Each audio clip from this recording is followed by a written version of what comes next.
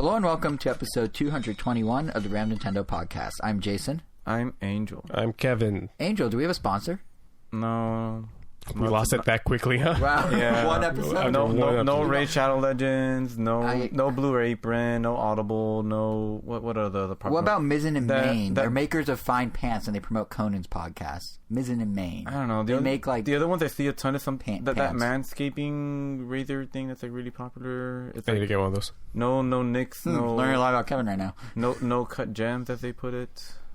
You know, because it's mine was so much more innocent talking about pants. I've heard Mugsy jeans. Those are another one that I've heard. So all these are things that are not paying us to say their name, but we just and Norton VPN. And we someone did them always anyway. is sponsored and don't by forget VPN nowadays. Stamps.com, the easiest way to find stamps without having to go to the post office. Male Kimp? Really? Chimp. That's an actual thing. Stamps.com. Yeah, it is. They're headquartered by my office. Where? Yeah, they have a TV commercial back in the day too. Anyway, this podcast has nothing to do with any of those things. In fact, we're calling this episode Encore Performance in honor of... Yeah, you got to keep the random Nintendo. Sure do. But we're calling it Encore Performance in honor of Tokyo Mirage Sessions Sharp FE Encore, which is now available on the Switch. No edition, just Encore. Huh. Yeah, weird, right? Right, yeah, it's just Encore. Yeah. Oh, yeah. Dragon Quest has edition at the end, huh? A lot of them do. Yeah. Sharp. I mean, they're both square. That's the only reason I brought up Tokyo Mirage Sessions Sharp FE Encore does not have edition at the end. But Kevin's been playing that, so we have some early impressions of that as he dives into the game. We also have impressions of a little game called Bee Simulator that is it even a simulator? Oh, yeah, absolutely. Oh, okay. So what game isn't a simulator? That's true. They're all simulating something either real or... fake. Yeah, but I guess simulator is usually implying that it's trying to be realistic, I'm guessing. But I guess we're going to find out if Bee Simulator is or not. If it be so Kevin told me told me if I make any bee puns that he's going to I'm done talking about it. He's done. I'm done talking about the podcast. Now you did. Now I didn't make that it. That also is aimed towards Angel. Going forward. You got one. Your one free, you only get one freebie. Wait. You only get one. That's it. Wait, that wasn't a pun. That was a real word. One freebie. Anyway, that was not a pun, I swear. Anyway, the point is this episode. I was not aware of this games. Rule. I thought it was just a plain. Well, it's just kicked all right, in. But I'm happy with the listen, terrible just run one with the Encore Performance pun because we're talking about not just the game, but also there's like another type of Encore that happened, which is Nintendo as a whole right now. Their financials came out, and we're seeing what amounts to a repeat of the Wii heyday, like literally an encore of what they did a decade ago, like right down to 2019 holidays being their single highest quarterly profit in the past decade, in 10 years. So we're going to be talking about some of that and diving into some of that and how they've mastered the art of double dipping for monetization, and we also have impressions of Byleth and Smash, first details on Pokemon Home subscription, service info, details on info, yeah, that made sense, Animal Crossing news, a lot more. So there are timestamps around Nintendo.com on this blog post for this episode, which is 221. Timestamps under YouTube's video of this if you're watching the static image that is our video of this.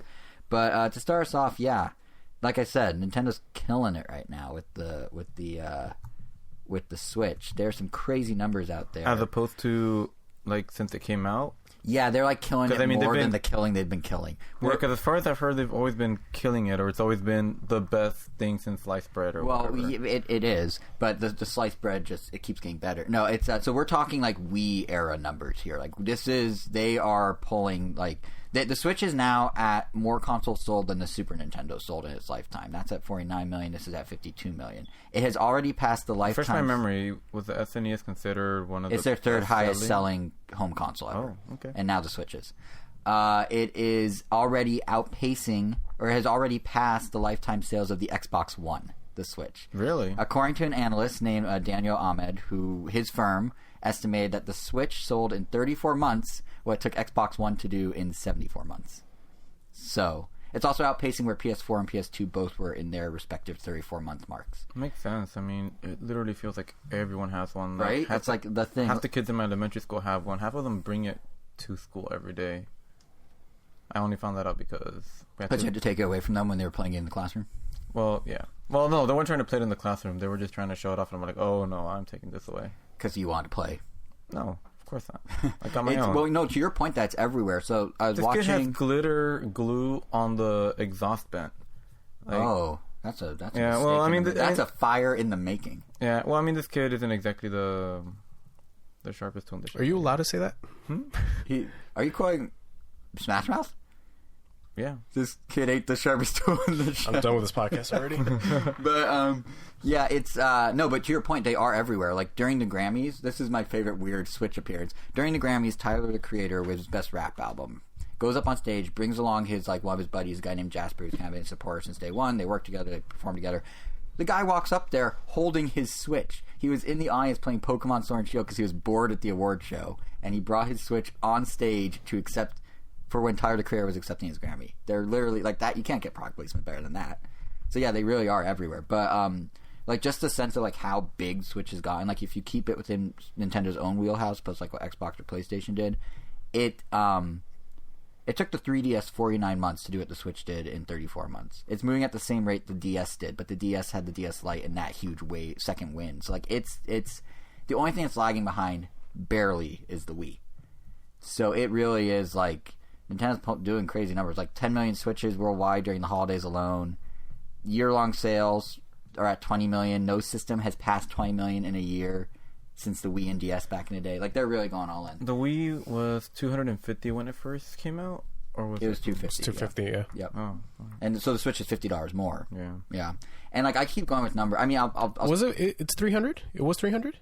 No, it was 250, but... No, the the Switch Wii... is 300. No, That's why. Yeah, the Wii was 250, the Switch is 300. I don't remember so paying $300 for my Switch, but... Sure. I guess we did. $299.99. Technically, you saved a penny. I mean, technically, no. It costs $3 whatever. Well, no, the rest of that's the tax that the state no, is taking. but it's not Nintendo's charge. Yeah, but as a consumer, I don't care about that. Like, I'm like, I paid this much. And neither that's how much it did, costs. watch I fold even more numbers into this, and neither did the 2 million people who bought a Switch in December in the U.S. alone, which is a feat that no system has done but the Wii. Like, my point is, it's doing crazy. Switch is outpacing itself by 23% worldwide right now. So it's... Like, you could see why, like, Nintendo went to their financials, like, yeah, the Switch is doing great, and then they raised how many Switches they plan to sell between now and the end of March by 1.5 million. They were playing 18, did 19.5, and I think it's for that reason that Nintendo made a very unusual move during their corresponding financial briefing. They commented on a rumor. They outright said no and denied a rumor. Not the, like, we don't comment on rumors or speculation, straight up, no. And that rumor they commented on is the on-again, off-again rumor that a Switch model would be coming this year, potentially a Switch Pro, which, it was only 2 episodes ago in I guess we're on 219, the 2020 Visions episode, where we speculated, like, is a Switch Pro going to happen in 2020, where, the whole debate was, it would make sense against a pending PS5 and new Xbox, but, like, collectively, I think we all kind of agreed Nintendo probably doesn't need it till later, like 2021 or on.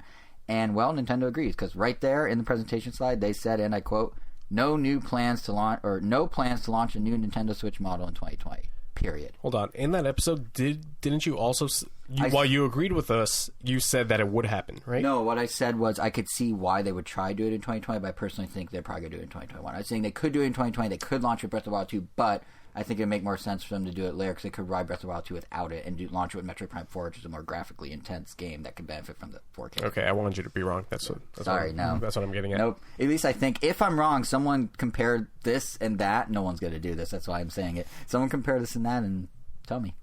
And I'll, I don't know, some sort of bet. I've licked Switch cartridges before. I could do it again. Yeah. But, Switch cartridges in your mouth.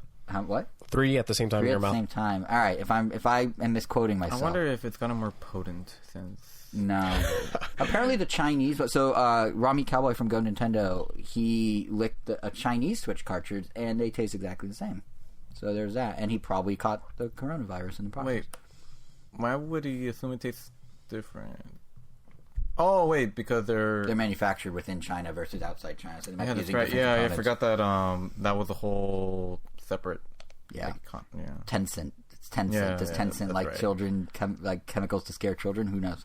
But the thing about that quote about the No Switch Pro is it's not saying one isn't coming later.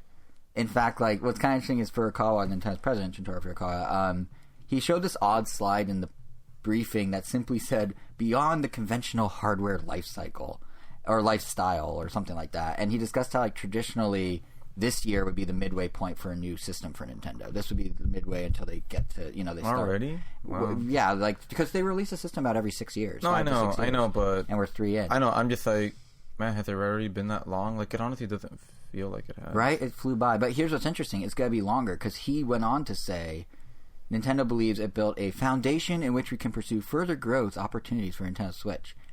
He didn't elaborate on that, beyond that. He basically was saying, like, the Switch isn't going anywhere. So it sounds like Nintendo may see the writing on the wall that we kind of talked about before, that, like, ecosystems are the future opposed to individual platforms, and maybe they just keep milking the Switch with, like, a Pro in the future, and then they never necessarily move past it, or they wait longer, or whatever. But it was weird that he kind of, like, said that, and then didn't really say anything. He just sort of, like winked at it, kind of. But for now, there isn't a Switch Pro coming. We were right. Pat ourselves on the back.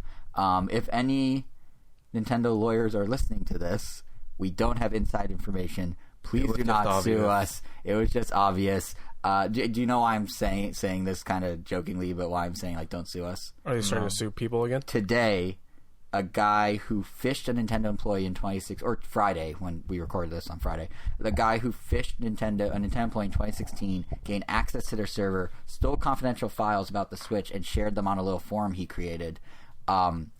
He pleaded guilty to doing so. Originally, here's how not bright this guy was. Originally, the FBI went to him and said, "Please don't," because he was like he was a minor or something. He's like, "Okay."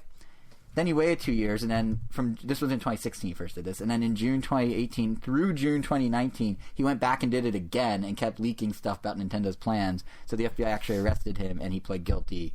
And basically what I'm saying is the Nintendo ninjas are no joke. So, like, we don't have inside info. Please don't. Have they caught the Pokemon Sword and Shield leakers yet? I don't think so, but it's still pending. So, okay. So I guess the ninjas aren't that good, but they're pretty good. But yeah, the tangent aside about that, the question with Switch now becomes, like, what will Nintendo do to keep the hardware sales up if there's no new device coming this year? And they had 3 answers. I mean, they're kind of obvious, but they had 3 specific things they kind of went through. The first one's kind of the boring answer, honestly. In the briefing, Furukawa went on this whole spiel about how, like, the duality of the regular Switch and the Switch Lite, all these opportunities to cater to different audiences, make people buy it twice, all that jazz. But there's numbers back it up. Apparently, the Switch Lite has sold 5.19 million, which, like, the normal Switch is way bigger, but, like, that's 5.19 million people who maybe would not have come into the Switch ecosystem, or at least a chunk of them may not have, or they got people a double dip. Like, that's not only that, but it's also just released too. So yeah, and that's a pretty good number. Like, that's like 5 million is nothing to scoff at. Yeah, I mean, the Wii U dreamed of getting that much in 4 months. I mean, it definitely sounds interesting. It just means that many people, I guess, were waiting for something or were just on the fence. Yeah, and it's fun. You know, it's funny because I had a conversation with coworkers. Did they really have that much of a problem with TV connectivity and the Joy-Con thing? Well, I think it's more like they didn't want to spend the $300, and here's the way to spend the $200. But and it's interesting because I was talking to some coworkers about it today, and this is kind of the problem that Nintendo's trying to address, I guess. Is one of them was like, I really want the fully featured Switch, but I want to pay the price of the Switch Lite.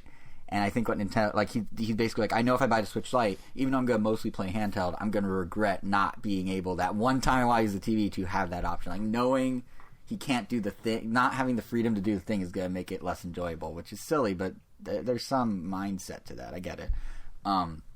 It seems like what Nintendo's trying to do is figure out, like, what do they do to get those people on board? Like, what is the thing that would make them finally flip?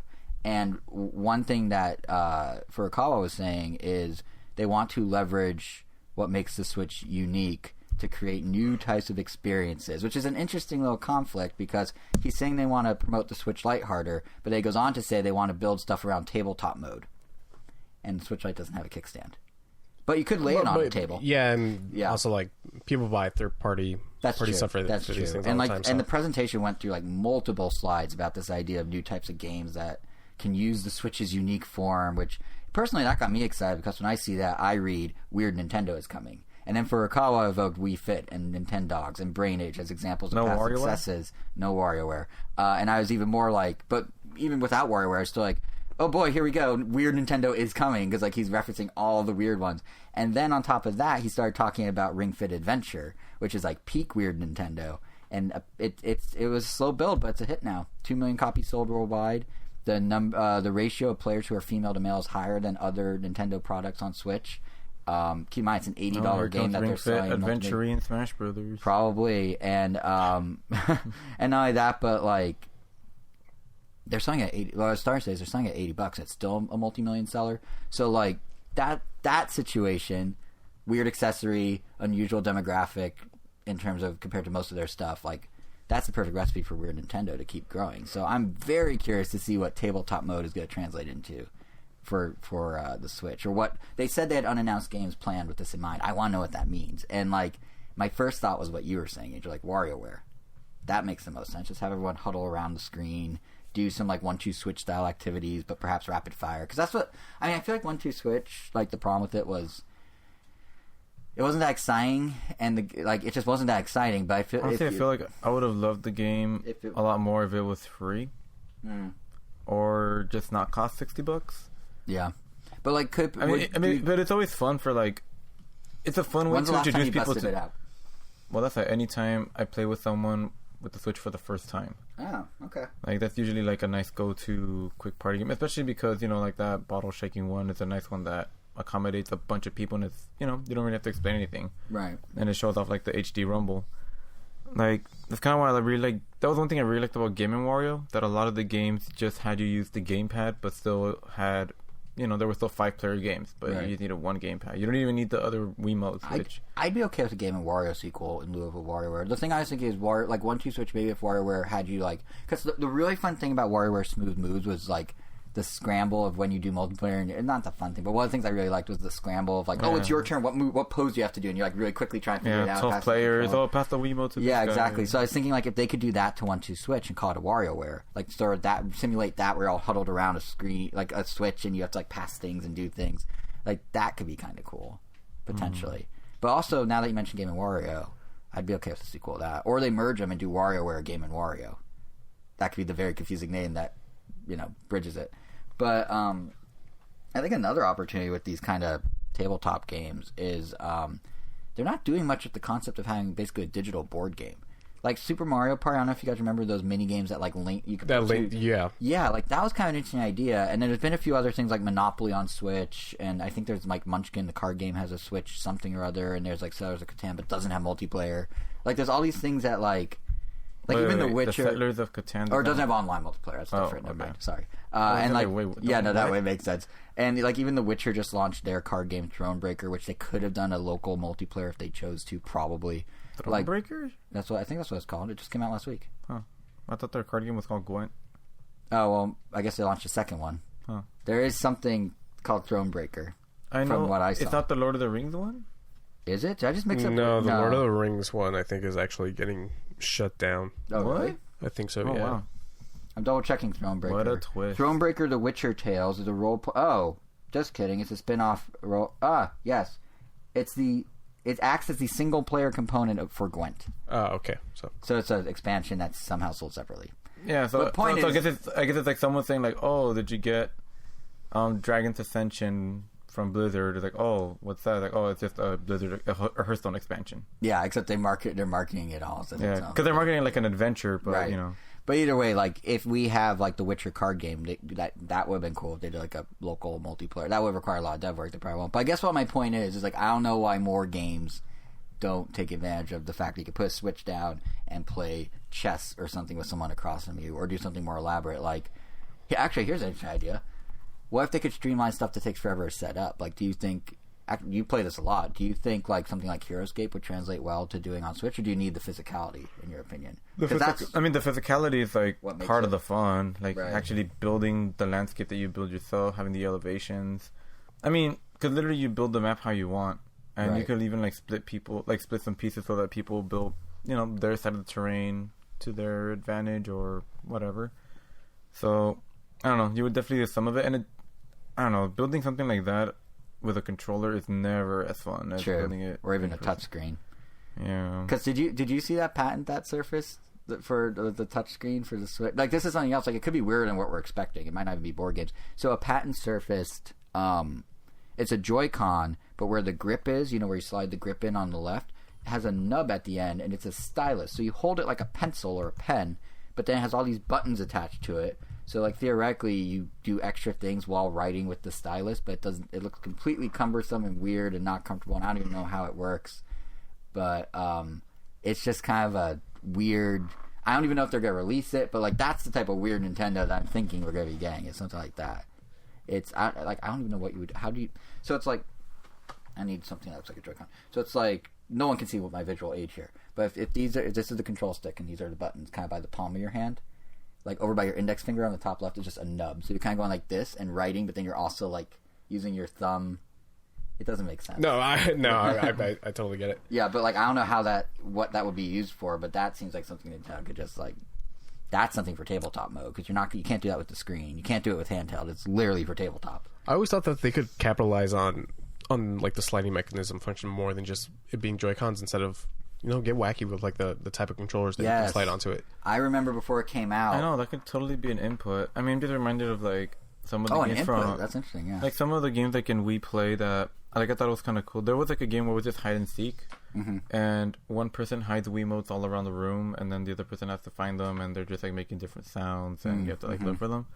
I mean, like just weird stuff like that. Like I'm sure someone or there's like an indie game that could figure out how to make the clicking or the connecting of the Switch controllers back into. Well, it's like, what was the game with the 3DS where you had to actually close the system and it affected the gameplay?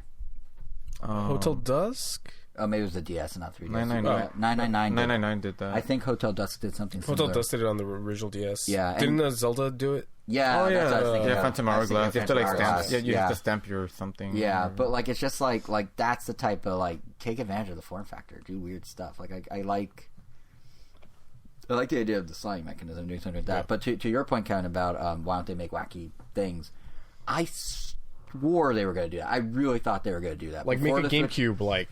Some modders have. Yeah, have you seen that? It's really cool. But I honestly... Because they don't have to, because clearly it's doing well enough that they really don't have to. They don't need to, but they don't have to get it to us. They don't have to give us Donkey Kong Country, so... Wow, bitter much? No, but I was going to say that... I remember before Switch came out, I was like, Nintendo loves selling plastic. Look at all the accessories the Wii had, all those silly controller add-ons that Nintendo made. I'm shocked they haven't begun to do that with Switch at all, and we're on year 3. Unless this is the time they start, and this is what they're referring to. The closest we got was Labo. Yeah. Which is still pretty wacky, if you think about it. And actually, I guess Ring Fit. But, like, it's not quite the same as, like, sliding things in. They're completely separate. Labo's the closest. I guess Labo is basically that, but... Either way, yeah, it seems like a missed opportunity. But what they are doing with Switch, another way they're trying to bring in money, and this is one that like I genuinely thought they would, way before they did this, do the peripherals. But they are going crazy with the special edition systems. They're going bigger, they're making them fancier. And specifically in tandem with the briefing itself, they announced a very slick... They could have made the Smash Bros. One way better. I know, because the Animal Crossing one they announced for New Horizons is amazing. Yeah, can we like gawk over that thing for a minute? It's so nice. I don't like it, but... You don't? You really didn't? Wow. Wow. I can appreciate it, but... What don't you like about it? The colors, the design. Oh, like the whole thing. Like it's just not my taste. I feel like. But it's like, but I could see that. Like, I could acknowledge that it's well done for the people, but like it's just like it'd just be like, oh, I wouldn't want that. For those who haven't seen it, basically the back panel of the Switch has like a custom, pretty sort of subtle, like gray on black, black on gray, Animal Crossing back panel with like villager silhouettes and everything silhouetted. It's like iconography from the game basically, and then they have these. What I think are amazing, but clearly Angel disagrees. And Kevin, I think you're on my side on this. Really nice looking Joy-Cons. Yeah, I like how soft. Yeah, they're teal and mint green essentially. But what's really kind of neat is they're the first Joy-Cons I think Nintendo's ever put out that have a white back. So there's that too. And then of course there's the dock itself, which has like this little islandy art of Tom Nook and his nephews, Timmy and Tommy. So it's wait, are those their names, Timmy and Tommy? Yeah. Yeah.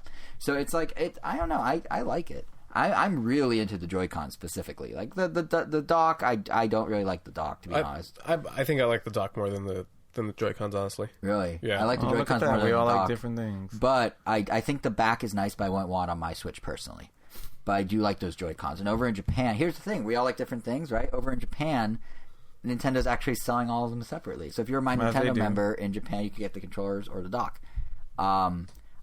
Japan gets everything. I know. You can even buy you can buy the empty box. Yeah, You're about to say what I that. was saying. Yeah. And like I'm kind of hoping NOA will also sell them separately here, but let's be honest, of course they won't because they don't.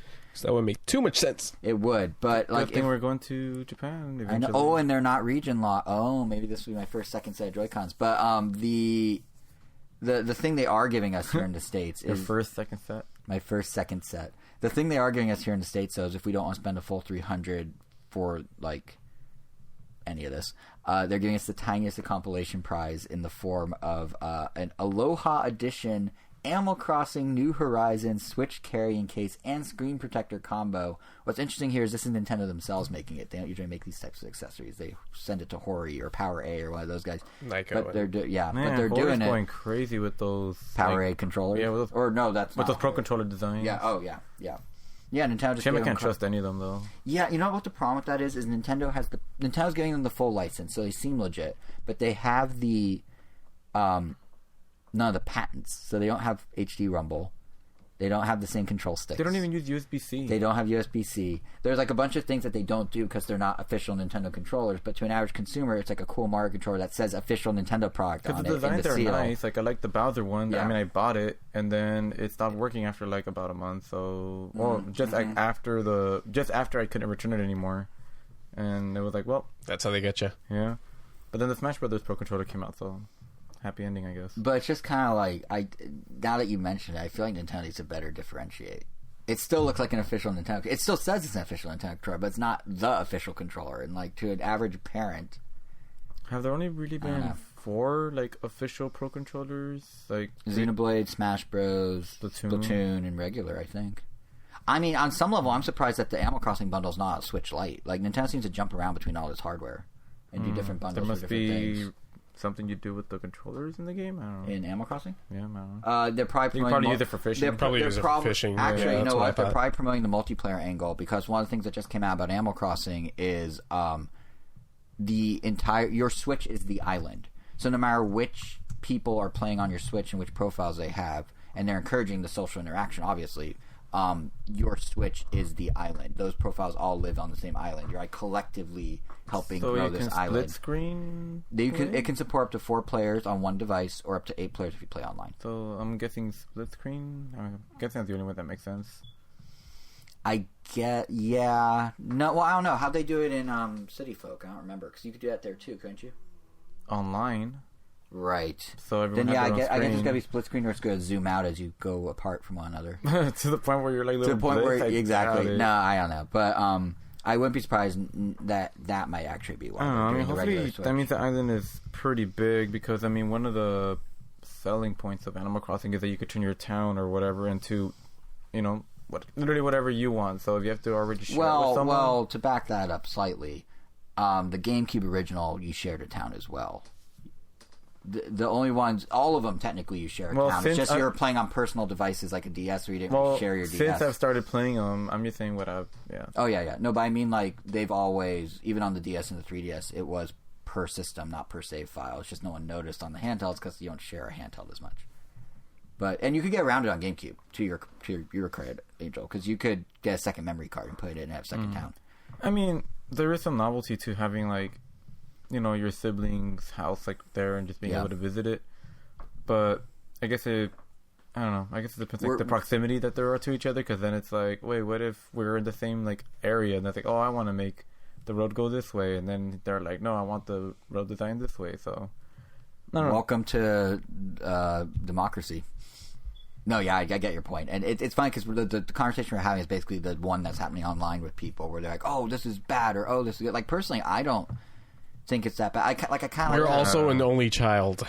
This is true. No, but I was just saying, like, literally not going to affect you whatsoever. But I do like the idea of like a community style island where everyone does their own little thing, but simultaneously they're all helping build up the island together. It's like co-op Sim City almost. Like I kind of like it. It's a bit of a gimmick too, though, because then if like say, I don't know, I just get busy and I just haven't really had a chance to play it. Right. And I know Albus is going to really get into it because we really get into our Animal Crossings. And then let's say during that month that I don't get to play and I come back, I'm like, oh, I guess the island is already complete. All right, well. Yeah, no, that's a good point. Maybe they should have made it a toggle where you could choose if you want like a cooperative island or not. Yeah, I mean, I appreciate the option, but then I don't know. It's weird. It's an interest. I mean, it's typical of the series. It's just so many people are being introduced to it for the first time because City Folk was the worst selling Animal Crossing. Not saying it didn't do well, but like it was the least selling of the bunch. The GameCube one wasn't as big, anywhere near as big as the current one. So there's so many people that came in on the DS one and New Leaf and don't know. I mean, is it typical of only half the series have done that? What? I mean, is it typical of only half the series has done that? They all have. It's just you don't share your DS.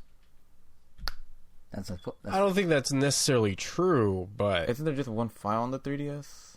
I think it's per system too. I might be wrong. Actually, I'm pretty sure the DS and Wild World just had that one file, and that was it. Yeah, I don't think that. I'm pretty sure that's how it was. Yeah, it's by cartridge. Yeah, because they saved to the cartridge. You're right. Opposed to the system. Well, either way, I don't. I do think for Nintendo it kind of makes sense that they're doing this because like it falls right into their plan of how you sell the Switch Lite. Because if you want multiple islands, guess what? Buy a Switch Lite, have a second Switch in your home, one Switch per person, not one Switch per household, which is what Furukawa and before him Kimishima both wanted to achieve. So it's a weird backwards way of doing things, but yeah, and it would be the game they would do it that with because Nintendo is pushing Animal Crossing so hard. Like they know they have a hit in their hands. Have you seen the cool pre-order stuff they're doing? It feels like a plus for kids. Like yeah. But have you seen the pre-order stuff they're putting out there for Animal Crossing? Yeah, if you get it at Target physical.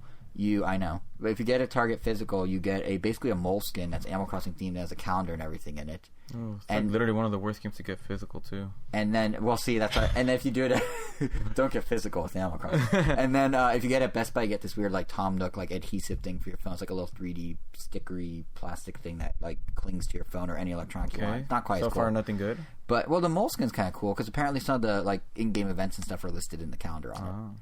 But moleskin, like the journal book thing with the band. It's not really a moleskin; it's like a knockoff, but it's Animal Crossing style. It looks no longer interested. But I want it to be real. Angel, you just said the worst game to get physical with, and I'm gonna put on my tinfoil hat for a moment. I didn't think physical way to get physical. Whatever. I added a word that changed the meaning entirely. But I'm gonna put on my tinfoil hat for a moment. I do wonder. These are some of the best, or most elaborate pre-order things Nintendo's done for a game in a long time. And I do wonder if Nintendo's going above and beyond with these items because they know this is one of the highest profile releases of the year, yet almost everyone, excluding weirdos like me, are going to buy it digitally. And they don't want to upset their retail partners, who of course want a piece of such a big release pie, that they're kind of splurging a little on premium items the same way that all the indie games do, where they bundle stuff in the box. Just to try and keep those guys happy because they know this is literally one of the single biggest games of the year. I'll give them that. The journal is... Right, the journal's very nice. Yeah. But yeah, so that's my conspiracy theory. That's an actual really cool pre-order. The Best Buy one... It's kind of whatever, I know. But that's my theory. That's why I think that journal is that nice, is Nintendo's trying to be like, no, don't feel bad, Best Buy. Are you in Target? I mean, it's like just an actual... Yeah, it's really nice. He's swiping through photos on his phone. It does look pretty nice. Yeah. That's Target? Yeah. Wow. I pre-ordered Best Buy the day before they announced that, but I might actually switch because that's a nice journal. I might switch because it's on the Switch. It is a shame that, man. Still, though, this is like the worst game to get physical, though. Right. And that's why I think they're doing this, because they're trying to get a few people to throw their money targeting Best Buy. The weak-willed ones like Jason. Well, I was going to buy a physical anyway because all my games are physical. Exactly. But then, like, why not just... I'm very stubbornly strong-willed on physical. This is why they need to adopt what Japan does and just sell the empty boxes with the digital code. What were you about to say, Kevin? Actually, even Microsoft does that. They sell, like, little baby versions of the Xbox One games with the digital codes inside. Yeah. Kevin, you were starting to say something. Why not just, like, give us the option to pre-order? Yeah. Pre-order on our Switch. And, like, hey, you have access to this on, like, the Nintendo Rewards page. Oh, yeah. Because I feel like they could totally get away with that. Because again, I think they're doing this to keep their retail partners happy more than the fans. Couldn't they even just like, I mean, at this point, I feel like most people, even I, would probably do it. Like if they sold it for really cheap, just like empty like plastic cases. They do. And then you could print out. They do. And then they could sell like the printouts of the. they actually sell the printouts of the No, they don't covers? sell that. No, but Then be quiet. No, I said they do Shut sell your the mouth. cases, and you can get the printouts, not officially, but I only care officially. There was, I remember in the Wii days or the Wii U days. No, it was in the 3DS and DS days when DSiWare blew up, and then the 3DS had the eShop. People would make fake box art for eShop games, so you could print them out and then buy the 3DS cases from store.intel.com and put them on your shelf. Yeah, those are neat. It's neat, and it's obviously like a passion project for some people. And there'd be like different boxes. You could get variant boxes and change the box on the games you already bought physically. So like I'm sure there's a whole world of that already because Nintendo does sell those cases. So maybe that's what I need to do. I don't know. I'm already so far in on physical that that's too late. It's not too late to change. Yeah, What? I was gonna say that's not really. not gonna stop well, you. you just I was gonna say that's not really you an just excuse. said I'm weak-willed or something. Yeah. No, I'm being extremely stubbornly strong-willed by not changing. No. Yeah, because the weak will would be out of... Because you've already acknowledged that getting physicals are way better. You're saying like, oh yeah, but I'm already used to my ways. So No, it's not I'm used to my ways. It's I don't want an incomplete library. I don't want half of them to have boxes and half of them not unless they were only released digital. I'm a weirdo. We know this.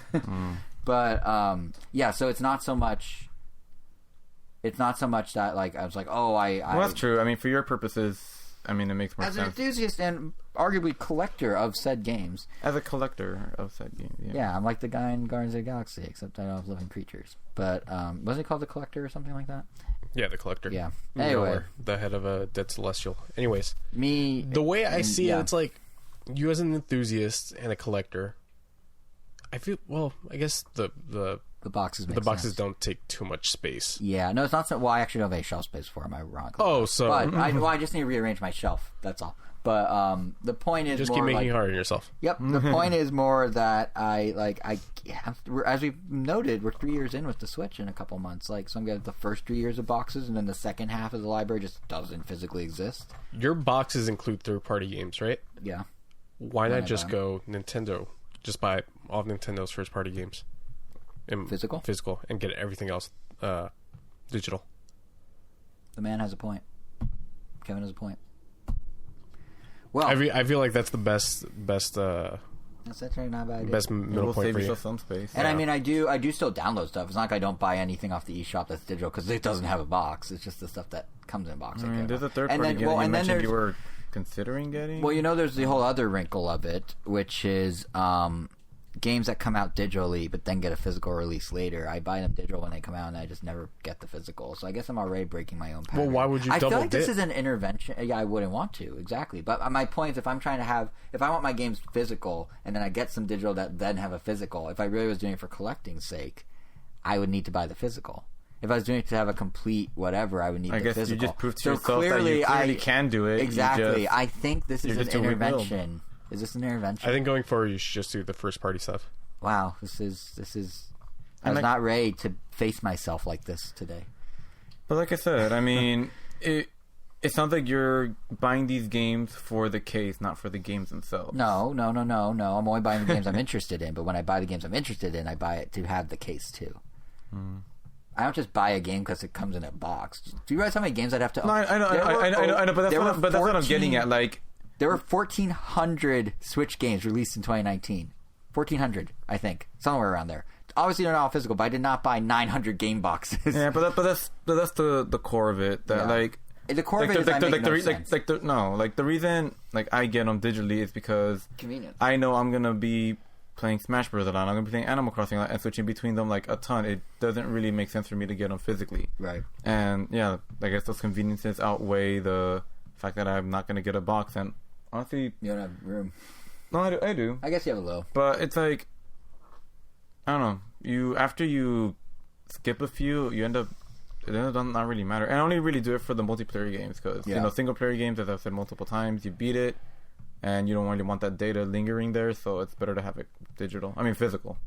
Well, I see your point. Well, this lets me tell my favorite story of why getting physical is horrible. E3 2 years ago, God. we're in line. You heard this story? I don't know if you heard this story. We're in line. Didn't I go E3. with you E3 2 years ago? No, you went like 3 years ago. No, Jason was literally You guys just like, never went the same year. at the same time because you used Jason one of you used the other. Jason was a walking infomercial. We're like, let's play Bomberman. He's like, all right, let me get the game. And I'm like, all right, I'm already in it. So we're and he's like shuffling through like his like 10 like cartridges, and then he's like, all right, I got it. Oh, it needs an update. Okay, let's try Mario Kart. All right, I'm in it. All right, let me get the game. Then he drops them on. They're like, oh, wait a minute. They all fall on the floor. The whole. And then we're like, all right, you know what? Let's just play Street Fighter. And then I just like boot it up and we each get Joy-Con. It was. I was waiting. And you didn't walk away from him and just leave. I would have just. We couldn't walk away. We were in the 3.5 hour line for Pokemon Let's Go. Yeah. Actually, I could have won because I knew. Oh, you didn't even play the demo. Yeah, because I wasn't even interested. He did walk away eventually, but I did leave. It was basically like that. Like everything was happening in such a way that you're waiting for like your world to turn black and white and freeze frame and go, "Has this happened to you?" From some ominous voice in space. It was really bad. And yet I still buy physical, so I'm glad to see so many cartridges. I know, so many. I have a really nice cartridge case, though. So now you're just going to buy first-party stuff from Nintendo that's developed by Nintendo. That's an added... why are we adding that one? Because they publish a lot of stuff. Anything that has the Nintendo logo on the front of the box. How about that? You're going to buy Tokyo Mirage Sessions? No. It's published by Nintendo. No. I'm not saying I'm buying everything they publish. I'm saying anything I want that has... Actually... You ready for some weird Jasonism here? Oh, boy. Nintendo doesn't put their logo on the front of the box anymore when they publish the game and it's by them. They used to, and then they stopped because it's redundant with the Nintendo in the top left. Then on the spine. Just a little fun fact. Okay, if you look at Wii games, they do. If you look at Wii U and Switch games, they do. So you're only buying stuff that they develop. That's it. Physical. That's it. Wait. Oh, yeah. This is a lot to take in. So anyway, speaking of buying games, maybe. Hey, that seems reasonable. And while we're talking about buying games, that is... really ultimately the actual final answer of how Nintendo going to keep the Switch momentum up this year is, of course, by selling games. No, I know, it's crazy, right? And the reason by making money. I know it's weird. No, but this is really just kind of the segue into like the other part of their conversation in the financial briefing was how good the game sales are, which is they're selling. They're supposed to sell 125 million games by March. They're currently at 123 million. They have now upped their game count to 140 million. They are outpacing themselves. Their game sales of just first-party releases this year over last is 25% higher since from April till now than a year prior. Well, that's how you make it a big success. You like undercut yourself so that when you actually make it there, like you make it a big deal. That's what I used to do in Was it Iwata that was like in middle school? I was like, Mom, I'm going to get you a C when I knew that I could get better than a C. So Nintendo that when I got an A or a B. Is very conservative, so this is shocking that they would do that. Not conservative with the Wii U, and people were going like, "Whoa, you really think you're going to sell this many?" Yeah, Iwata really believed in. Rest in peace, big guy. Yeah, but yeah, it's interesting because it's not just like as it's become the norm. It's not just the new releases that are doing well, which we'll get to in a minute. Evergreens keep going. It's like the last time there's Nintendo success on this scale again was in the Wii and DS games. But like what's crazy is the Evergreen games this past holiday, the same games as a year ago are selling better now than they did a year ago. Like Mario Kart 8 Deluxe, 4 million copies during the holidays. That's 800,000 higher than a year prior. Mario Odyssey, 2.2 million copies this holiday versus 1.6 million a year ago. That's a lot of kids that just got Switch. Yeah, Breath of the Wild 1.8 million versus 1.4 million a year ago. Even Splatoon sold 1 million this holiday somehow versus 800,000 last holiday, or in the year over year. So it's not just a matter of like kids are getting the Switches, but like these games are still resonating with them. And I think what sets apart like Nintendo's evergreens and overall strategy with the Switch now versus the Wii a decade ago when they last saw success is that they've kind of mastered the idea of being able to double dip on all these people and get them to keep buying things. Because like the idea in the past is like, they can sell these games forever, new owners will come on board, they'll buy them, whatever. But then they basically are now having a second wave of money at zero cost because they just have things sitting on the server for people to buy. They don't have to print boxes, they don't have to put them in stores. You just go to the eShop and it's there. So they're able to not just do the evergreen trick, but they're able to do a secondary wave of money constantly for years to come. There are probably people buying the like think of it this way, like Breath of the Wild expansion pack that was $20 when it came out.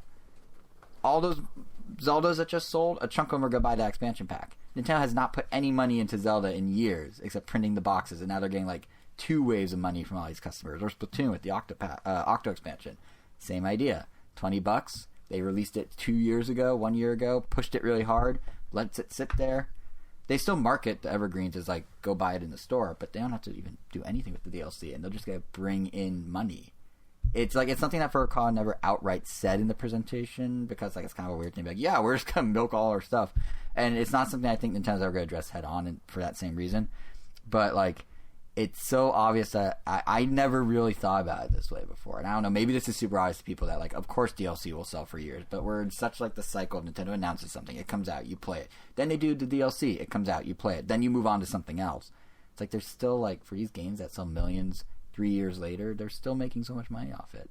It's rather smart of them. And the next level implementation of this idea is what we're seeing with Super Smash Bros. Ultimate, where it's not just the one DLC, but it's $10 more than what they did in the past, and there's 2 waves of them, and it's just going forever. So even if you hop on the Smash bandwagon like 3 years from now, if you want every character, Nintendo has you buying a game in a store for $60, and they spend a couple bucks printing it and shipping it, and then they get the exact same value of the game, $60, as just free money that they don't even have to worry about investing in anymore. It's just gonna show up in their bank account, which is kind of like, it's kind of genius. I mean, it's what every company basically does, but the long tail of DLC is kind of a weird idea that I never really thought about, and it seems like Nintendo's really leading on with what they're doing with Pokemon. Nintendo does tend to have overall, they definitely do have a lot of IPs that like last a long time with their DLC. Because like, just comparing it to Mortal Kombat, like, even though they've done like DLC for years, like up until Mortal Kombat 11, all their games literally just like survived for 1 year. Right. It was like Mortal Kombat 9, then immediately Injustice, and immediately Mortal Kombat X, then Injustice 2, and then, yeah. Well, it's the same as, like, when we were talking about how, like, Game Freak cuts off because then people, like, are less incentivized to buy the previous games and may not even... Right, exactly. It's like we were saying last episode with Game Freak, like, not doing a third version means they're not cutting off... Like, Sun and Moon sales fell off a cliff when Ultra came what you said, like, now out. they just... All that money that would have gone... Yeah, but the part that I'm kind of like, like, this is really, like, especially seeing what Nintendo's doing in 2020 with their games from 2019, the part that I'm really like, wow, this is like...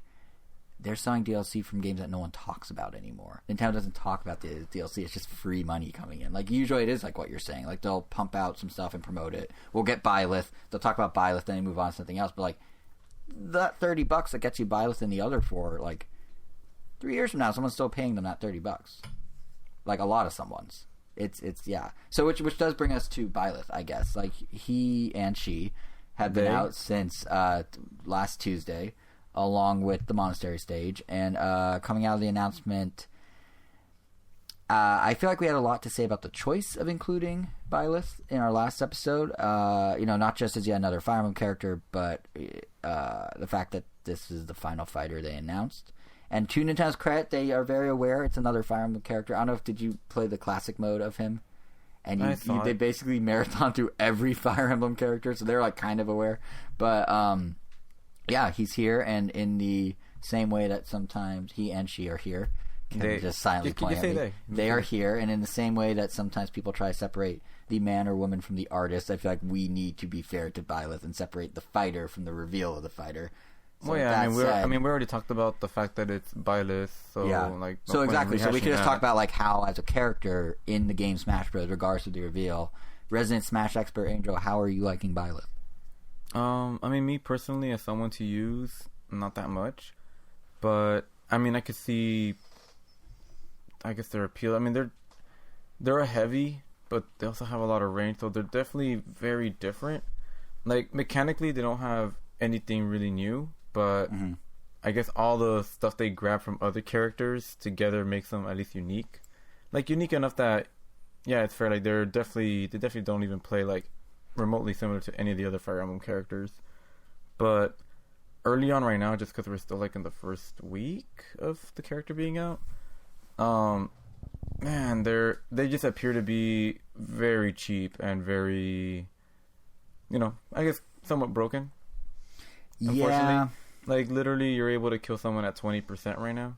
Like, if they're at 20% damage, you just throw them up B them, and then side B immediately, and they're dead.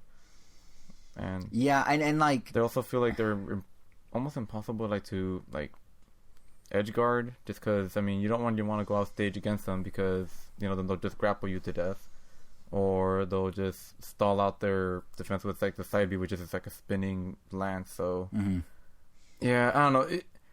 It took me a while to get used to them fighting as like I was fighting a few as Bowser, and in the beginning I was just getting wrecked because I was like, how do I approach you? And it took a good number of matches before, I was finally able to start like beating them.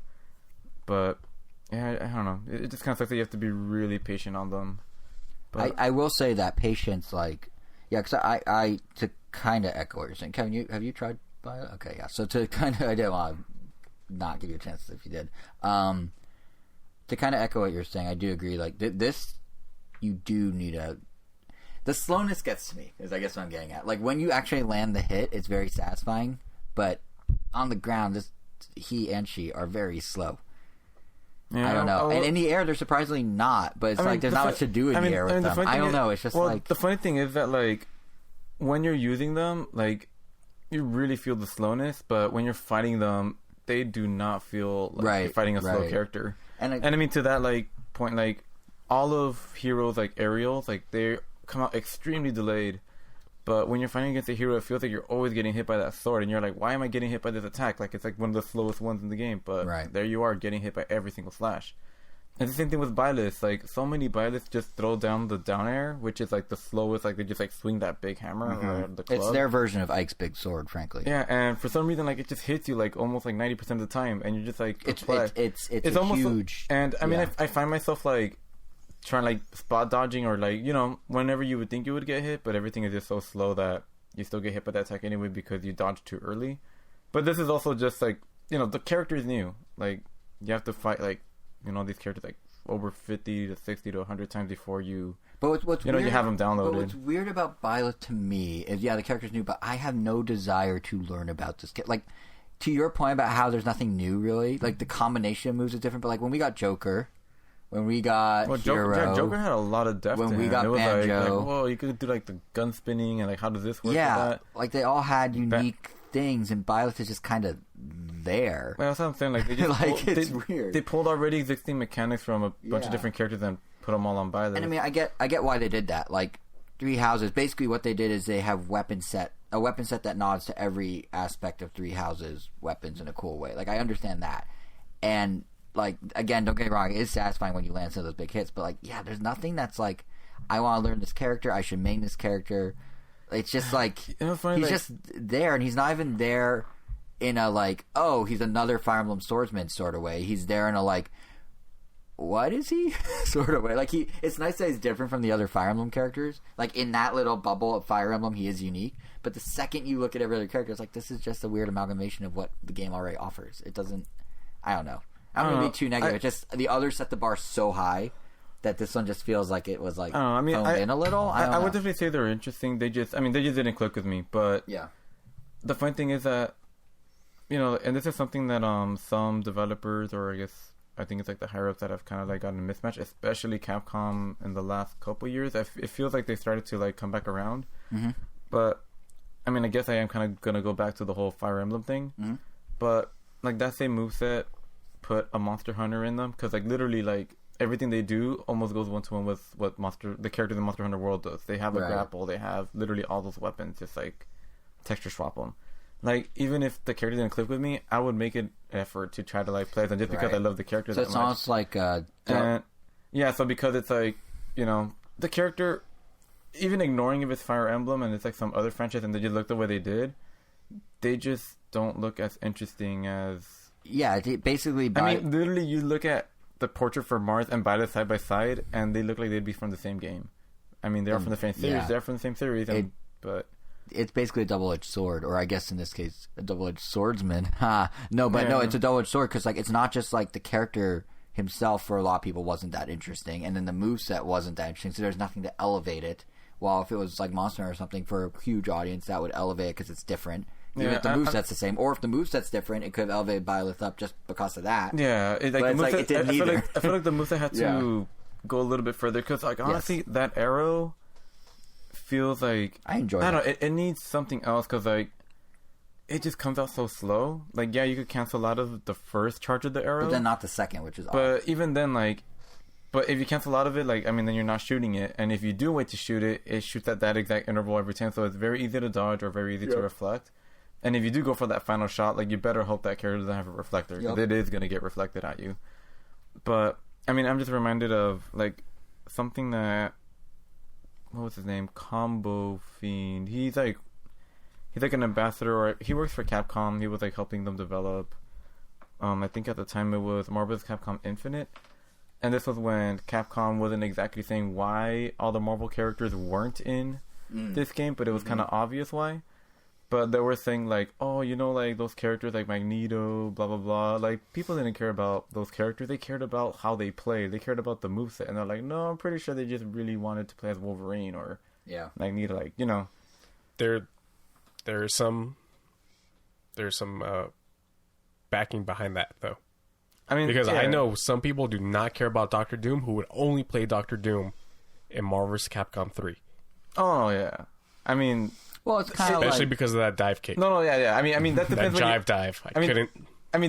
There's like it's like an upward streak where it goes from, like, casual to competitive, and it's, like, right in that middle line. I feel like that's kind of where I'm at, where I definitely care about how they play, but I definitely still care a lot about, like, who the character is. Right. But I mean, if you're just playing to be the best, you're really not going to care who it is. You're going to use Sheik, you're going to use Joker, you're going to use whatever. And that's kind of the fine line. They're literally just tools at that point. And that's the fine line that they always have to walk Pokemon. That's why I only use Pokemon. Like, I won't use Tyranitar no matter how good Tyranitar is, because I don't like Tyranitar.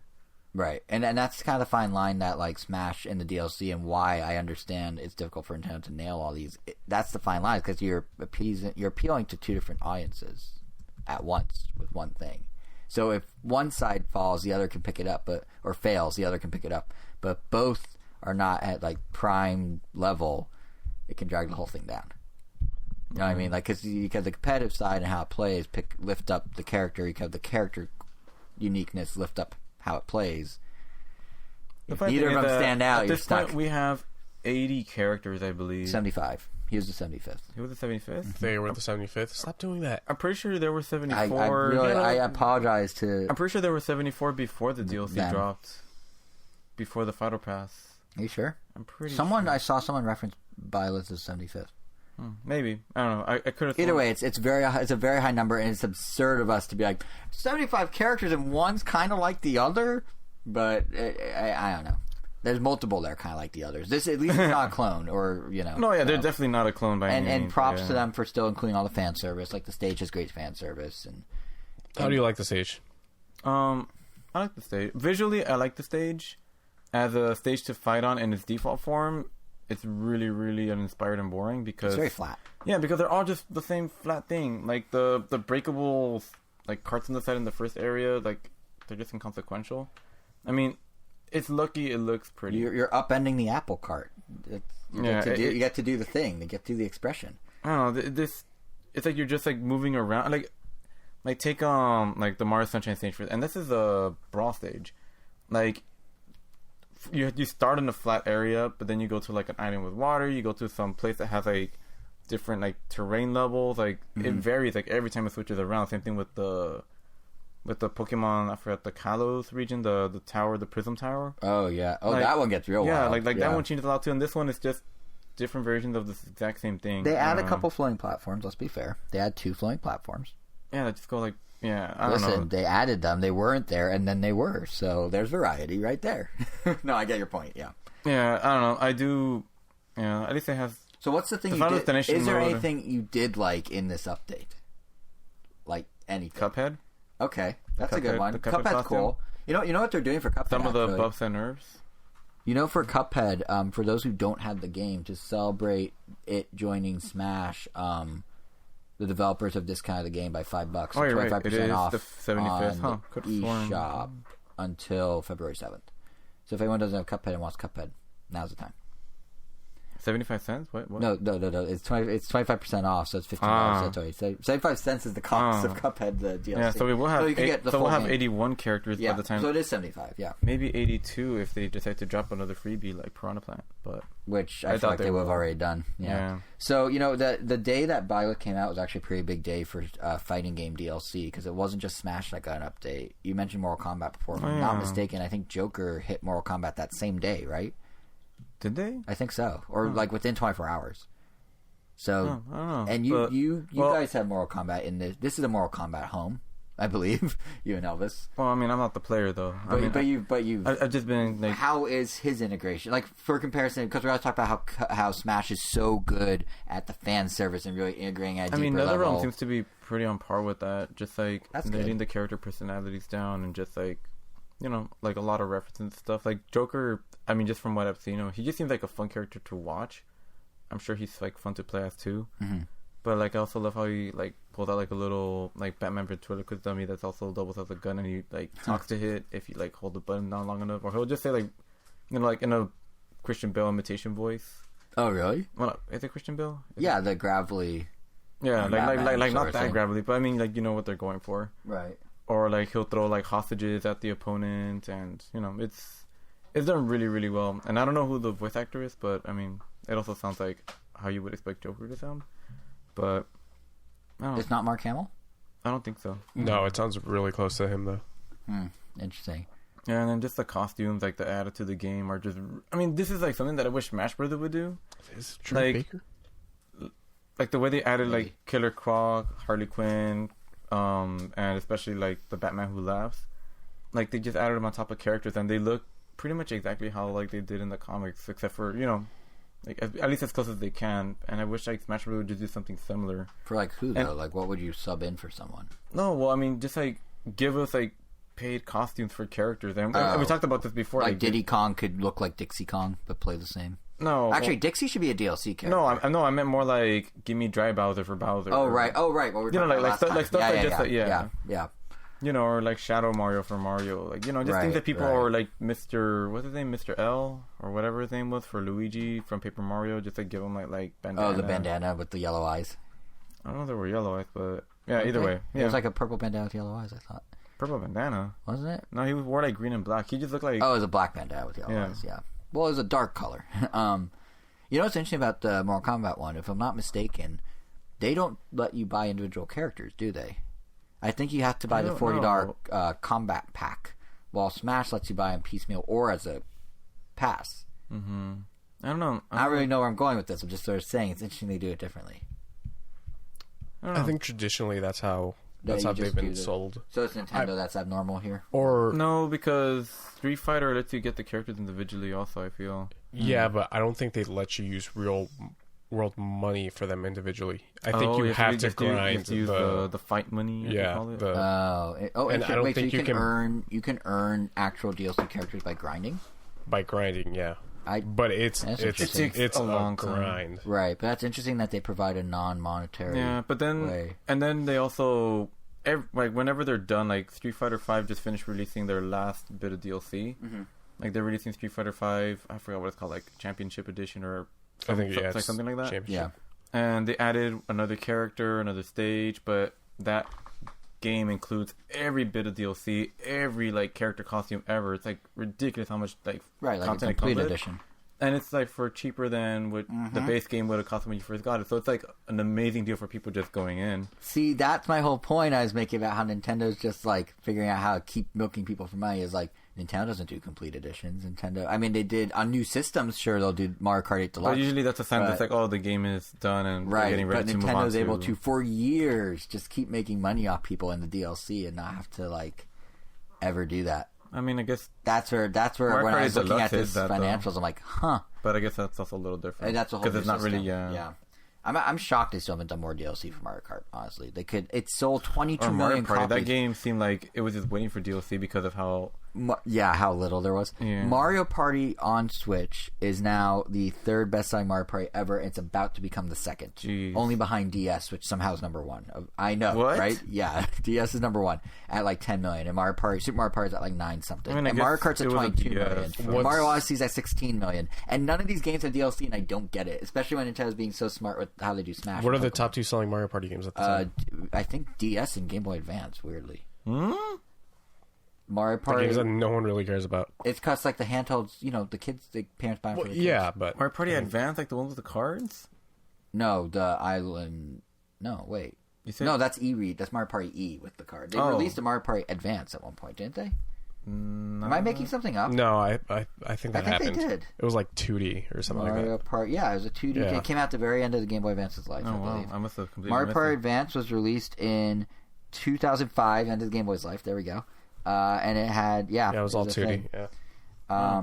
But yeah, like, this is the first, like, more traditional Mario Party it's actually got. So this is the first console. Yeah. And yet no DLC. And like I said, nothing for Odyssey, nothing for Mario Kart. Mario Kart on Switch, it's sitting at 22 million right now. If you add in the Wii one, they're at 30 million. This Mario Kart could end up being the best-selling Mario Kart ever because it just constantly is selling. And like, I don't know why that's Nintendo including doesn't- Mario Kart 8, like base Mario Kart in the 8? 22 it's not, in the 30 it is. Okay. Yeah. So. But let's say it's at 22. At the rate they're selling 4 million copies every holiday. Like, this thing could be it's the number one selling game on Switch. But it could be the best-selling Mario Kart ever. It depends on whether they release a brand spanking new Mario Kart this generation. They usually do one per system, but they threw that off by doing an updated old one. That's the thing, yeah. I still feel like they probably can, just considering that this is just the last game. But like, just do they DLC. even need to? Because then it goes back to the same question: doesn't tell them I'll just milk it while they can? Do they need to do a Mario Kart? I don't think they're really going to wait until the next console to. They could. Or they're certainly going to ride this guy out for a few years. I feel like there's too much money left on the table for them not to do that. So the only reason I'm sort of hesitant in agreeing with that is they continue to promote. They're going to release it toward the end of the life cycle and then just re-release that one at the beginning of the next. Yeah, probably. It's got forever. No, but what I was going to say is Mario Kart 7 was promoted. Came out on the 3DS in 2012, like the second year of the system. 2011. It came out 2011. They were marketing it heavily in commercials and stuff through and after the Switch launch. A game from the second year of the first year of the 3DS. Then they were just giving it away. Yeah, at one point. But like they milked that game for 5 years, 6 years, 7 years, and did commercials for it 7 years later. So I can't see them necessarily being like, yeah, let's just make Mario Kart 9 when they can keep milking 8 for so long. Eventually they will, but like 7... I want a new Mario Kart game already. Don't get me wrong, I love Deluxe, but I'm kind of already tired of. Yeah, that's why I think like, even if they did like just a DLC pack and just bring in some old tracks from other games, like I don't know why they wouldn't. Or like do a side thing, like take the arcade game and bundle it up with the console. $15 when they can get $60, I guess. But it's way less work versus way more work. But then they can milk that one. Yeah, they probably could. I mean, they literally. I think for them, they look at it and go, we can do other franchises and build up other franchises and have Mario Kart just coast along and keep cruising and keep selling. I'm trying to think of other puns that make sense here. No, but they could just have it coast along happily, selling millions of copies, no problem. Or they can take some of the resources that could be building up a new brand or an IP into something bigger and use it on Mario Kart and sell some more, but then ultimately be in the same, it just sells millions anyway situation. So they're probably trying to diversify for now, and then they'll come back later, would be my guess. But who knows? But what got us on this topic, or what got us here, is the whole DLC thing, right? And I think Smash is the example of them kind of getting the hang of double dipping there. But the prime example of them maybe executing this idea, perhaps even more so than with Smash, is Pokemon Sword and Shield. Because, I mean, here's a game that has some absolutely incredible sales, like insane sales. It sold 16 million copies in what amounts to 6 weeks, a month and a half. To give you some perspective on how big that is, via Cerebi.net, who actually compiled this data, Sun and Moon, total sales, its entire life, 16.17 million. In 6 weeks, Sword and Shield have matched the previous fastest selling Pokemon game ever, Sun and Moon. That's crazy, because Sun and Moon was at the peak Pokemon Go hype. Like, that was that period. And Sword and Shield just did it like it was nothing. Well, I mean, it's the first Pokemon game on the Switch. Yeah. Second. First Pokemon game on the Switch. Yeah, okay. I see how you feel about Let's Go. And it's also X and Y. It has matched X and Y's total almost. X and Y sold 16.42 million in its entire life. Sword and Shield did in 6 weeks. Black and White, 15.64 million. It has outsold Black and White in 6 weeks. Ruby and Sapphire, 16.22 million. Outsold again. So, or about to be outsold any minute now. Probably already outsold because these numbers are already through the end of December. As we speak, someone is passing that. But no, for like all that controversy about the national decks and that boycott, boy, sure seems like that was all for nothing. Yeah, it's like it's crazy. It didn't even do well. It did so well. It beat out like a ton of other Pokemon games. It's supposed to show you how many people don't care or exactly. are too weak-willed to stick to their convictions. Well, you guys have seen that photo of a Steam group called like "We Will Not Buy Call of Duty Modern Warfare 2 unless there are dedicated servers," and like there's just a list of Steam members, like, and then you can see what they're all playing, and they're all playing Modern Warfare 2 of course, on launch day. No one. When it didn't have dedicated servers, gamers are the worst. I say as one. You are the worst. Yeah. Specifically talking about you, Jason. Not you, listener. You're awesome. Every listener is awesome. If you're a gamer who's a listener, you're not the worst. But if you're a gamer who's not a listener, you're the worst. No, if you're a gamer named Jason Reckman, you're the worst. You're pretty much the worst. Yeah. Wait. Why did I agree to that? Why did I? Well, anyway, I do think on boycott psychiatry. It wasn't even though. I just agreed with you randomly.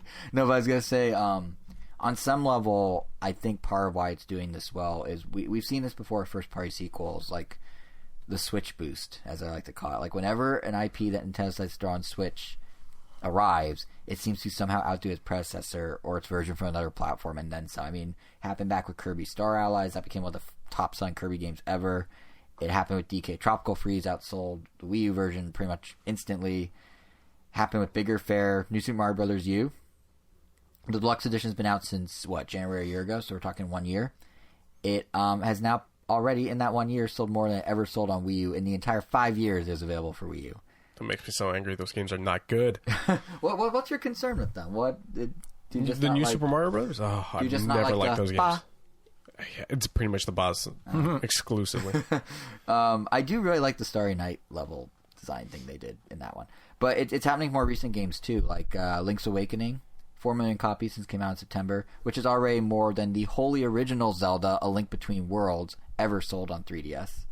And perhaps the biggest... I don't know, that one seems to have very mixed reception overall. Like, Link Between Worlds? Wait, it did? I love Link Between Worlds. No, people love that game. I feel like I've heard like people either like really loved it or were just... The complaint I've heard is people found it a little too easy and a little too short because it was easy. But it's one of the few games I've beaten, which might be because it's short and easy. But I loved it. But Kevin plays video games and he liked it.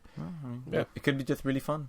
I really like the wall mechanic thing. Seemed like it'd be. I think Triforce Heroes was the one that. Triforce was the one I remember getting a little more. Yeah, I think that one was the mixed one. Yeah, I'm trying to remember what we said about it on the show back at the time. But yeah, I think it was. I never played it. So.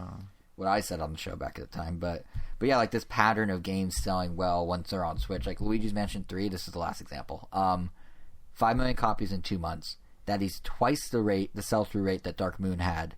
Lifetime sales of Dark Moon topped out a little over 6 million. It took 4 years to do what 3 did in 2 months. And 3 has already exceeded the total sales of the original Luigi's Mansion on GameCube. Well, which was around for the entire life of the GameCube. Dark Moon was also, like, that one was a divisive one for sure. It was, yeah. But my point is, like, it outsold the original, it outsold the sequel, like, that's in part, I think, why Pokemon is doing so well, because like everything that comes to Switch, it's just so much bigger, and people just love these IPs that they just eat it up. But there's also a part of it that I think, like, I feel like part of the reason it's doing so well is the residual effect of Pokemon Go.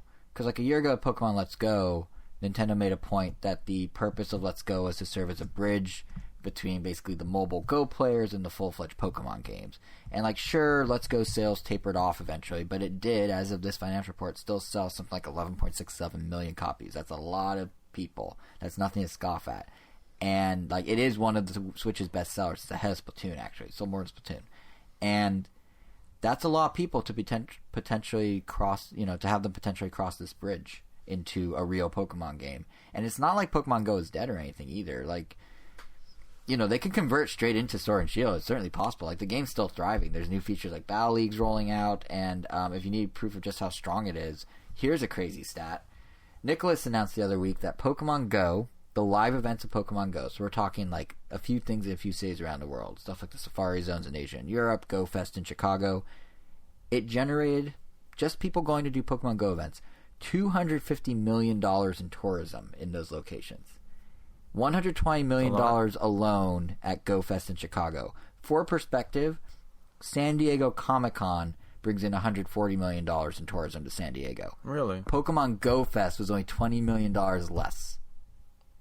Pokemon Go Fest in the year 2019. And that's after the original one was such a PR mess. Yeah. That original it still managed to muster that much goodwill. Yeah, and the game, I think I said a different episode that it's generated more revenue in 2019 than any other year. So like, there's still a huge audience for Pokemon Go, and that's just one of the Pokemon mobile games. So I'd say like, Pokemon Go is still factoring into Sword and Shield doing this well. And I mean, as a whole, here's another crazy stat: as a whole IP. So we're talking the games, the toys, Detective Pikachu movie, all that. According to NPD, Pokemon made in the U.S. alone in 2019 $279 million, or not 200. Wow, where'd I get that number? $790 million. I just think I made up a number. It's not even. It doesn't even say 200. Anyway, $790 million. So I'm kind of curious to see how high Sword and Shield's going to climb, because like Diamond and Pearl, that sold 17 million, so it's going to definitely pass that in the next few months. But if you keep going and you add in the expansion pass and it goes full evergreen, like we were talking about last episode, it could become the best-selling Pokemon ever. Gold and Silver, I believe, have that title now with 23 million copies. 1 billion copies for everyone. Whoa. So yeah, it's like, man, that's not even revenue. Damn. What, 1 billion copies? I know. Well, that's not really feasible. That's not happening. That's a seventh of the world. Hey, it's literally 1 in 7 if any people. franchise can do it, it would be Pokemon. Yeah. It is the single biggest media brand on the planet. So, but like, that's crazy. I know. I'm just right? thinking, like, man, if you only thought 1 that in many. 7. There'd be more. That's half of Facebook's user base. That's a weird thought. I mean, that's more than most population. So what? That's more than most populations in like a few places. It'd be like three and a third United States populations or something like that. A little less, 3 1/4 maybe. But the reason I bring up all these stats is not to like toot Pokemon horn and be like the world will buy Pokemon. You know, it's gonna be like that commercial. Remember from the Mario 3 commercial where it's like everyone's chanting Mario and it zooms out and the whole planet's just Mario's face. Oh, well, yeah. it was the people's clothing that was Pokemon. Mario's face. No, but when it zooms out, the planet shows Mario's face. Yeah, like they form Mario's face on the planet. Yeah. And it's the size of the planet. Right? Do you remember the commercial? Yeah, they're all chanting Mario, and it zooms out, and then how they're standing when they're chanting forms Mario's face on top of Earth. It's like, yeah. But the face is the size of the Earth. Like, it's that many people are into Mario is the message. Right? I don't think it was that big. Oh, we're going to look it up after the podcast. I'm pretty sure it's about the size of the Earth. I mean, obviously, there's oceans and things, but it was big. Anyway, but the reason I bring it up is not that. It's because those 16 million Sword and Shield owners in 6 weeks, that potential billion you mentioned, Nintendo's going to double dip on them with the expansion pass, and then triple dip on them with Pokemon Home. And that's the thing that they finally are talking about, which is Pokemon Home. We finally have official details about Pokemon Home, and we now know, for example, that if people want to use the global trade system, which was the Pokemon marketplace of sorts that was once a staple in the games, but conspicuously absent from Sword and Shield, well, guess what? They can do it again. They just need the app. If they want to access Wonder Trade, another old standby feature that let you basically do an amount to randomized trades, just kind of put a guy in there and you sort of set some conditions and he goes off on his own, you'll be able to do it again, but again, now in the app. So basically, they're bringing all the old previous in-game features back, but with a bit of a paywall attached, because the catch is, of course, with both of these options. I wasn't crazy. It was like barely it just filled up the U.S. Oh, well, listen, I like to imagine Mario larger than life, and that's Mario not is larger your than world. life. Yeah. Mario is my world, and Super Mario World is my favorite video game. Did you just get an ad there? Do you not have YouTube Red? No, I do not. Or Premium? How is the ad-free life? Am I the only one that pays for YouTube? I think so. How is that life? It's great. I can lock my phone and the music will still play. Oh, that's pretty good. That's bad. But anyway, the thing I was saying that is one annoying thing when I'm walking and I want to listen to something specifically on Trust YouTube. me, like, if you definitely don't want to pay, how much, like $12 a month? Don't do it, because you will not go back. That sounds like more than I would want to pay right now. Speaking of subscription services, let's rope this back over to Pokemon. Right. Did you cancel Spotify? I actually did remember to cancel it. And I just switched that over to YouTube. But that's $2 or more. To Pokemon Home. Are you gonna get Pokemon? Oh, you don't even know Pokemon Sword and Shield. That's right. I guess he's gonna get. He's gonna get it eventually, but yeah. But yeah. So the catch with this is they have all these features and they're free, but they're limited. So you get one Wonder Trade at a time for free. You get one GTS use at a time for free, which doesn't sound too bad. What do you mean by a time? So like if you have the premium one, you can do 10 simultaneous. Oh, okay. I see. But the real showstopper is you can only hold 30 Pokemon in your home app, which will be available on Switch and mobile, unless you pay. At which point it increases to 6,000 Pokemon, which is a big bump. But yeah, so I mean, if you're trying to do a living dex or something, I can see why you want to pay. But I mean, if you're just using it as a means to an end to transfer Pokemon, like. Yeah, and it's like you don't like if you don't mind doing the legwork of moving Pokemon back and forth one or two at a time. Yeah, because I mean, I have probably around 30, if not like maybe a little more, like Pokemon that I've like bred to perfection and blah blah blah. Yeah. So like 2 trips, having them do that from my Sun and Moon to Pokemon Bank to Pokemon Home to Sword and Shield isn't that bad. And it's not like. There's not cool stuff beyond that that's still free. Like you can trade locally with friends. Without needing to boot up the game, you just do it through the app. That's pretty cool. There's something called room trade where you can always set it up if you're paying, but anyone can participate, free or not, and it lets you basically make a room of 20 people and they can all swap around. I assume this is online. And honestly, even like the global trade station limitation doesn't even bother me much. And Why is that? And I feel like maybe not even a lot of people. It's just that I personally like even me as someone that has played Pokemon and dealt with all that, I would recommend you don't even really bother with the global trade station, just because 90% of the time you're going to get a hacked Pokemon. Like if you don't want to have any potentially corrupt Pokemon in your party or with like messed up stats, like because you will get one sooner or later, and sometimes they could mess with your file in unwanted ways. And yeah, I don't know. Usually, if you want to play, even, I don't know, unless you're, I guess, just wanting to complete your Pokédex, I guess, but, I don't know, I feel like Pokemon has made getting Pokemon so easy and accessible, like, in the last couple generations, that you might not even have to worry about that. Mm-hmm.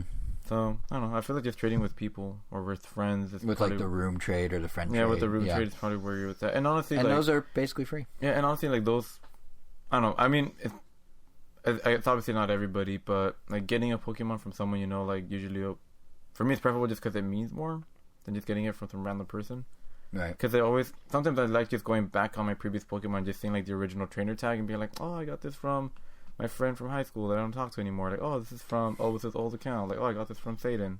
Right. What was that last one? That was Obus's. Did you say Satan? Yeah. Okay. His character was named Satan in Diamond and Pearl. Of course it was. It's not like they don't want to trade with you, right? And not like Bongmaster 69-420 So yeah, I guess it makes sense. Yeah. But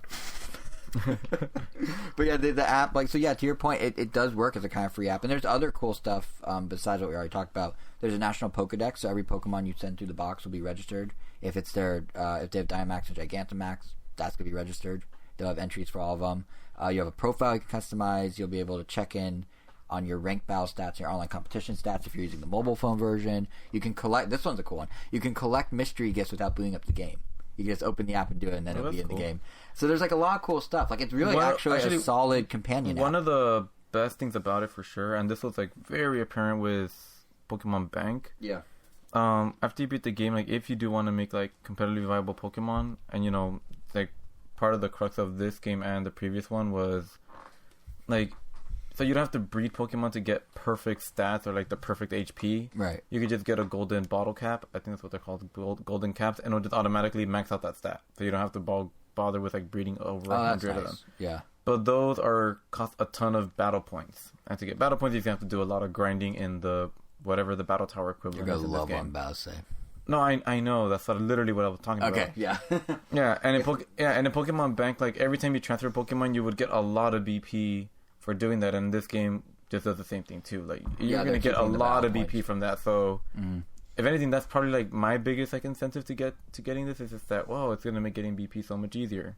Really this app is exactly what I think we all hope Nintendo Switch Online app would actually be. Jeez. Like this level of who's developing that? Well, Game Freak and Pokemon Company are in charge. Okay, so hopefully this will be competent. Yes, but there is a bit of, because it's Game Freak, there is a bit of nickel and diming coming in, because this thing, Pokemon Bank, costs $5 a year. This will cost $15 a year, or $5 for 3 months, or $3 a month. So, which I feel like are numbers that we mentioned before on the podcast, but now they're like locked in.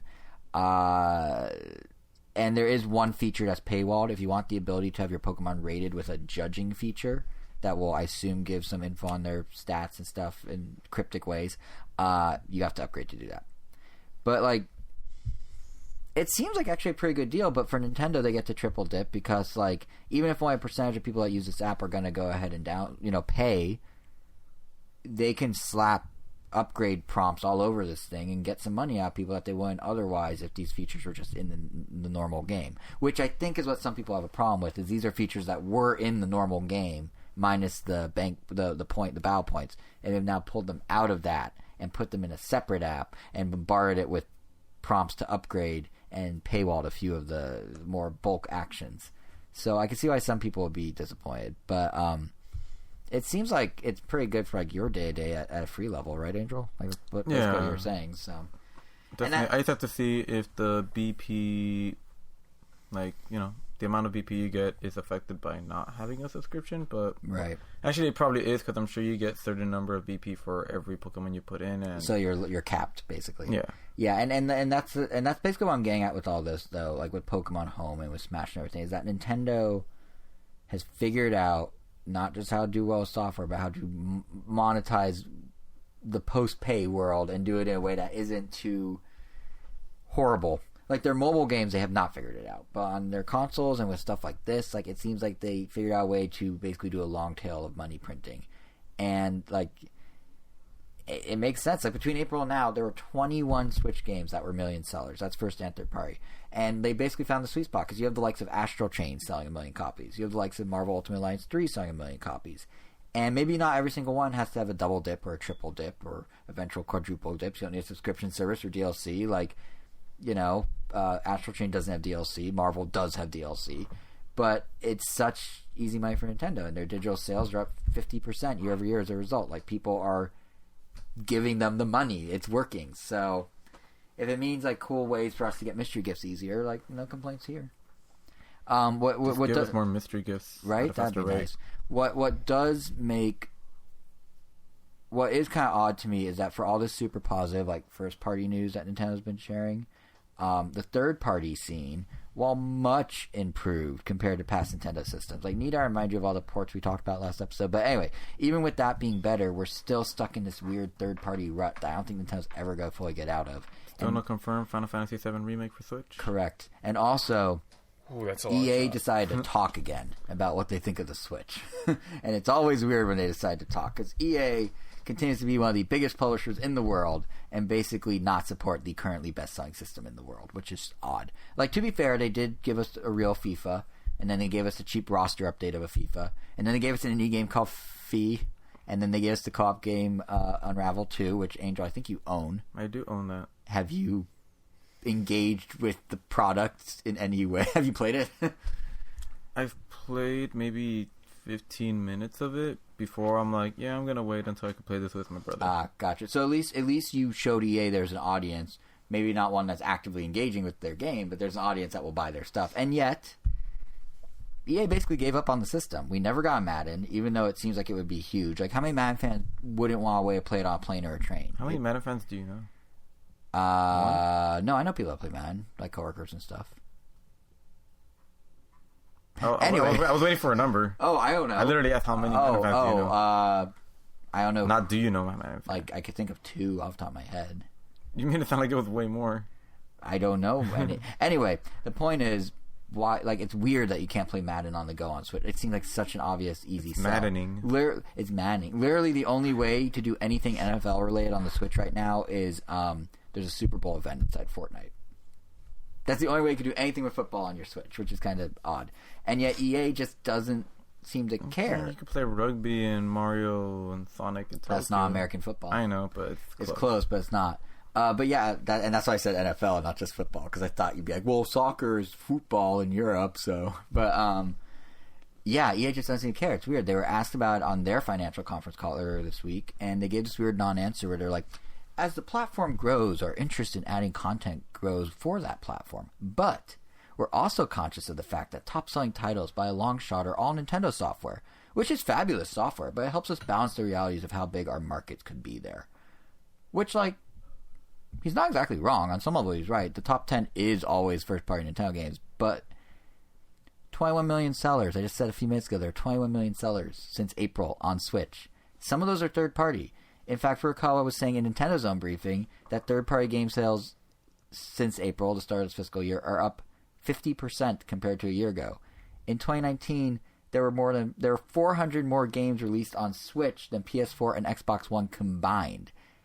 And that's courtesy of our favorite name drop, Matt Piscatello of MPD. He's the one that posted that stat. What's he doing? But, well, he's sharing stats, so I assume good as ever. Huh. But yeah, he was saying there were over 1,480 new games on Switch in 2019.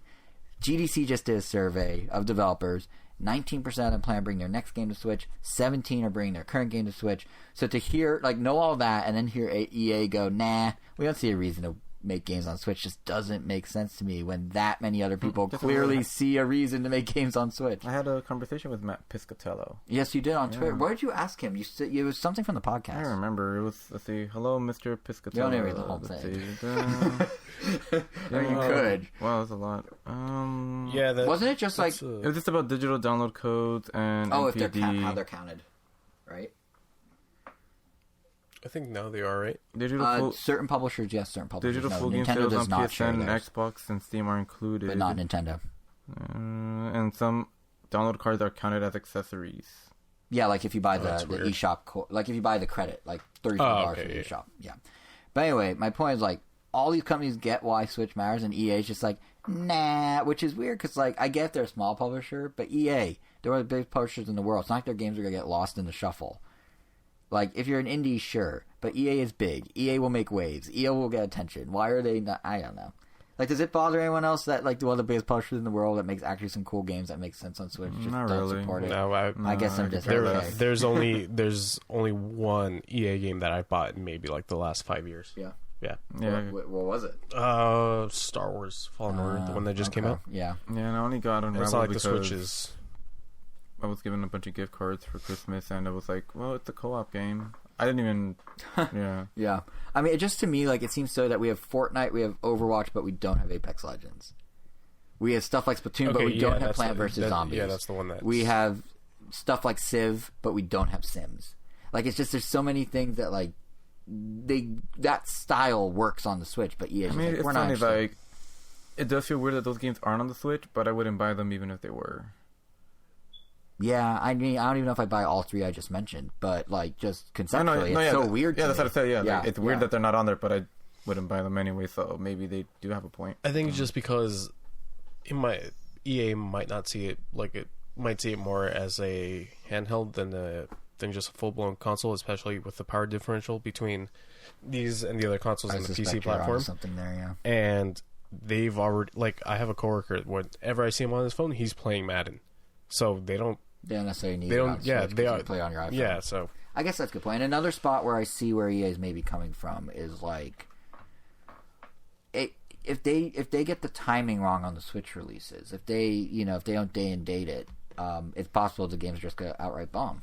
Because even if you look at companies who do support the Switch, it's a little bit of the same old song and dance of how Nintendo always gets stuff late. We don't get games in tandem with other systems, which on some level is a hindrance to success of these games on Switch. Don't get me wrong, the fact that these games are now portable is a good reason for people to buy again, and many do. Lots of third parties have obviously found success.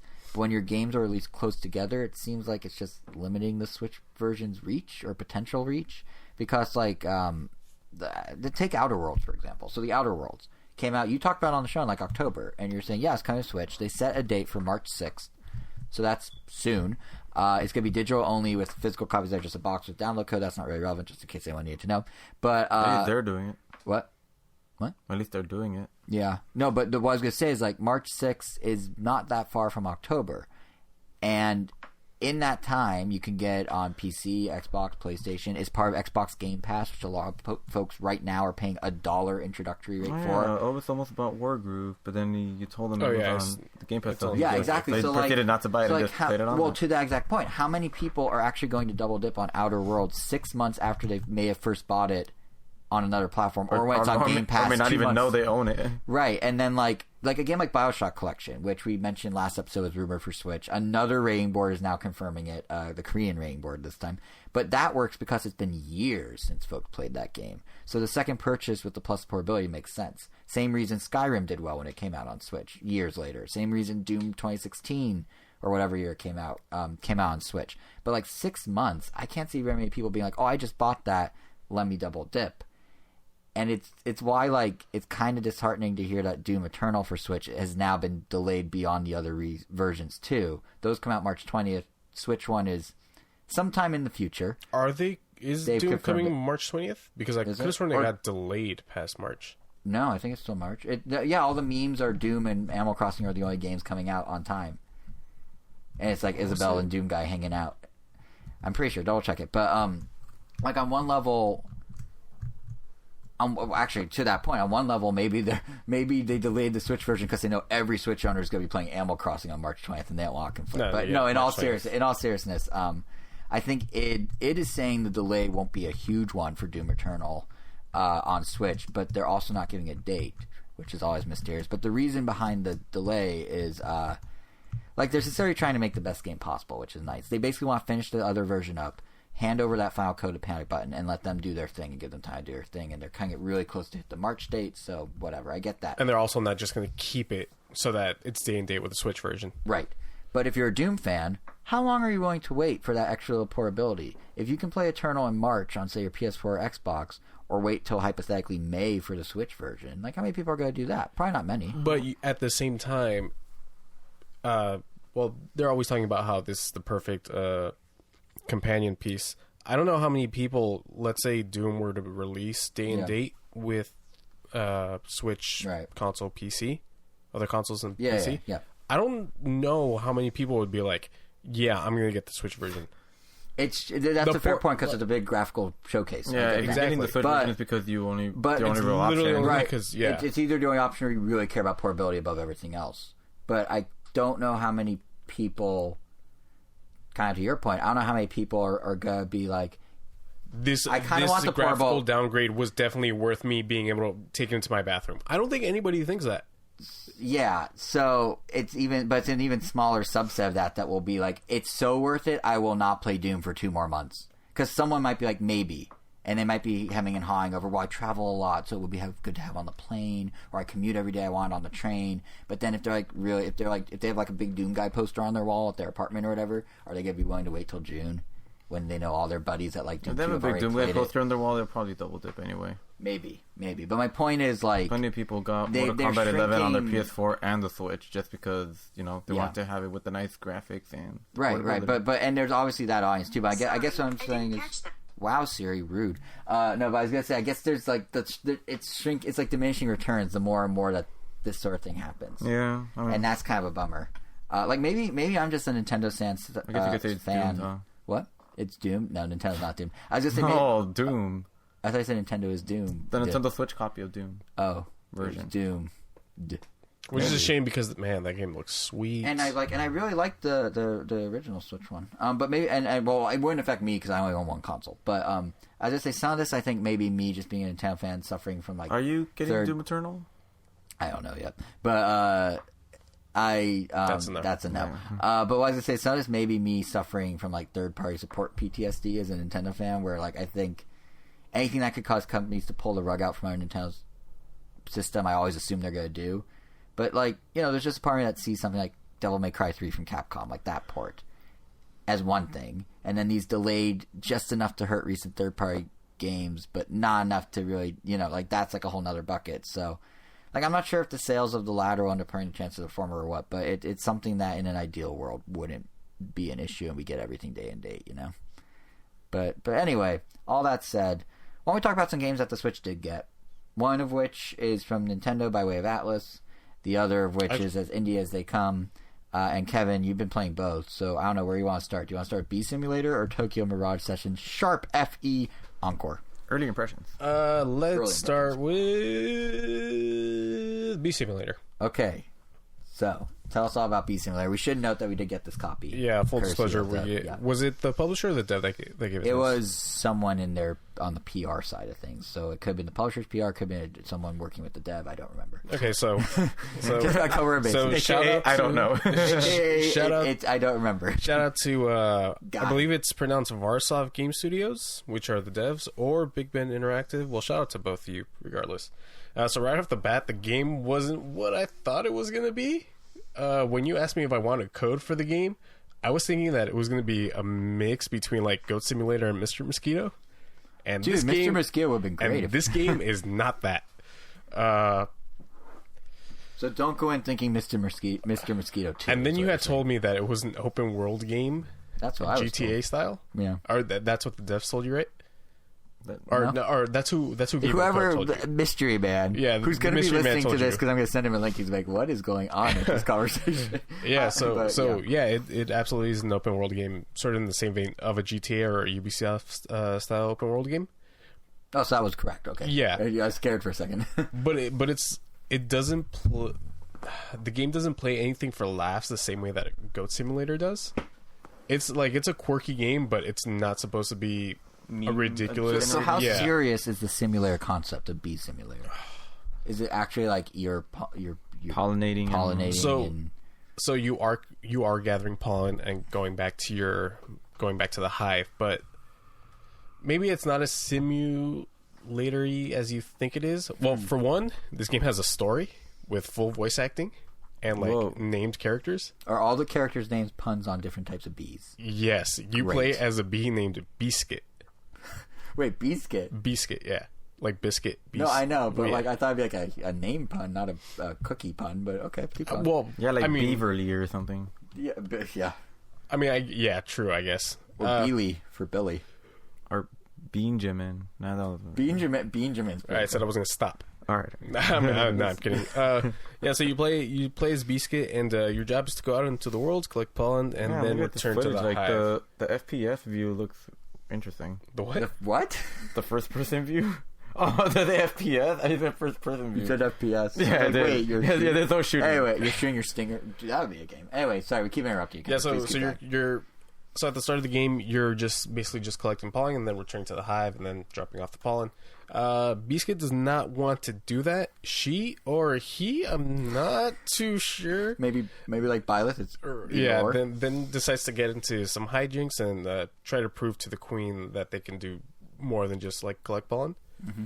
So the story missions are pretty much you're introduced to different types of missions, and then those types of missions will then become like the open world. Will then become missions that you can do in the open world. So some of the story missions that you have are just like collecting pollen and then collecting different types of pollens. Mm-hmm. Some have you racing other bees for information on where to get some sweet pollen. There are missions. I wasn't ready for this. This game had a battle system. I was not expecting this. With your stinger. With your stinger, yeah. And you guys are fighting like wasps. Oh. Because the wasps are the jerks of this world. That seems true. They seem worse in the real world too. Yeah. The fighting system is pretty simplistic, and there are two modes. This game does have like a difficulty slider. Well, it's not really a slider; it's just like switch between hard or easy. Yeah, and all you're doing is basically alternating between attacking, blocking. Your opponents, your wasps, and what have you, will have like a directional input above their head, and then what you have to do is you have to match that input while also holding block, because that's where they're going to attack you from above or from the side or from the bottom. Yeah. And then you're also making sure that when you attack, you want to attack from overhead and not from the bottom, because they might also block. Right. And you do have health points, so once you hit 0, you restart the encounter like immediately. And wait, with like no prep, you're just back in the battle? Yeah, so I'm not going to let you get away with that, and then you're immediately into the encounter. And I'm not too sure if you can quit out of it, which was weird. Because like I was expecting like maybe a game over screen, like start from the nearest checkpoint, but no, the game just keeps going. Interesting. But if that gets a little too difficult, you can actually change. Like I said, you could change the difficulty of the game, and then the combat is just pressing X or Y in the order that the game shows you. So so not too big of a difference there. You're just not timing. You're timing stuff, but not to the degree that you're timing blocks and stuff like that. The main game only took me maybe about 3 or 4 hours to play. So is that like the missions that teach you the open world essentially? Right. And then, but there are a bunch of side quests that you can partake in. The world is actually pretty big. I mean, well, when you're B, I guess that's as big as you can get. A small little gripe I had, one area where I think they could have improved is like, there's no minimap. So that's odd for an open world game. So you're never too sure where you're at in the world. That being said, it is the world is splintered off into different discernible areas. Mm-hmm. So like there is a zoo area, there's an amusement park area, there's a lake, and you can fast travel between them. So not too big of an issue there. Right. Oh, I forgot. You can get caught in spider webs, and then you have to get out of them before the spider eats you. So how you do that actually sounds like, is that like a timer? How's that work? Yeah, it's like a little slider, like let's say, I guess like a golfing game. Like exactly, yes. Oh. And you have to get it like at the on the green. Yeah. So it's basically Mario Golf, but with a B. Pretty much. And man, I'm kind of afraid of spiders, so I was just trying to get out of there because and there's a timer you have to get it within like a minute, some 45 seconds, right? And you just see the spider legs like slowly closing in on you. I'm like, I don't want any of that, but. So I was never eaten. Well, the game is relatively easy. Mm-hmm. I do recommend playing this on the TV because for a majority of it, I was playing in handheld mode, and the game ran fine and everything. But then there was a race that I just could not be in handheld mode.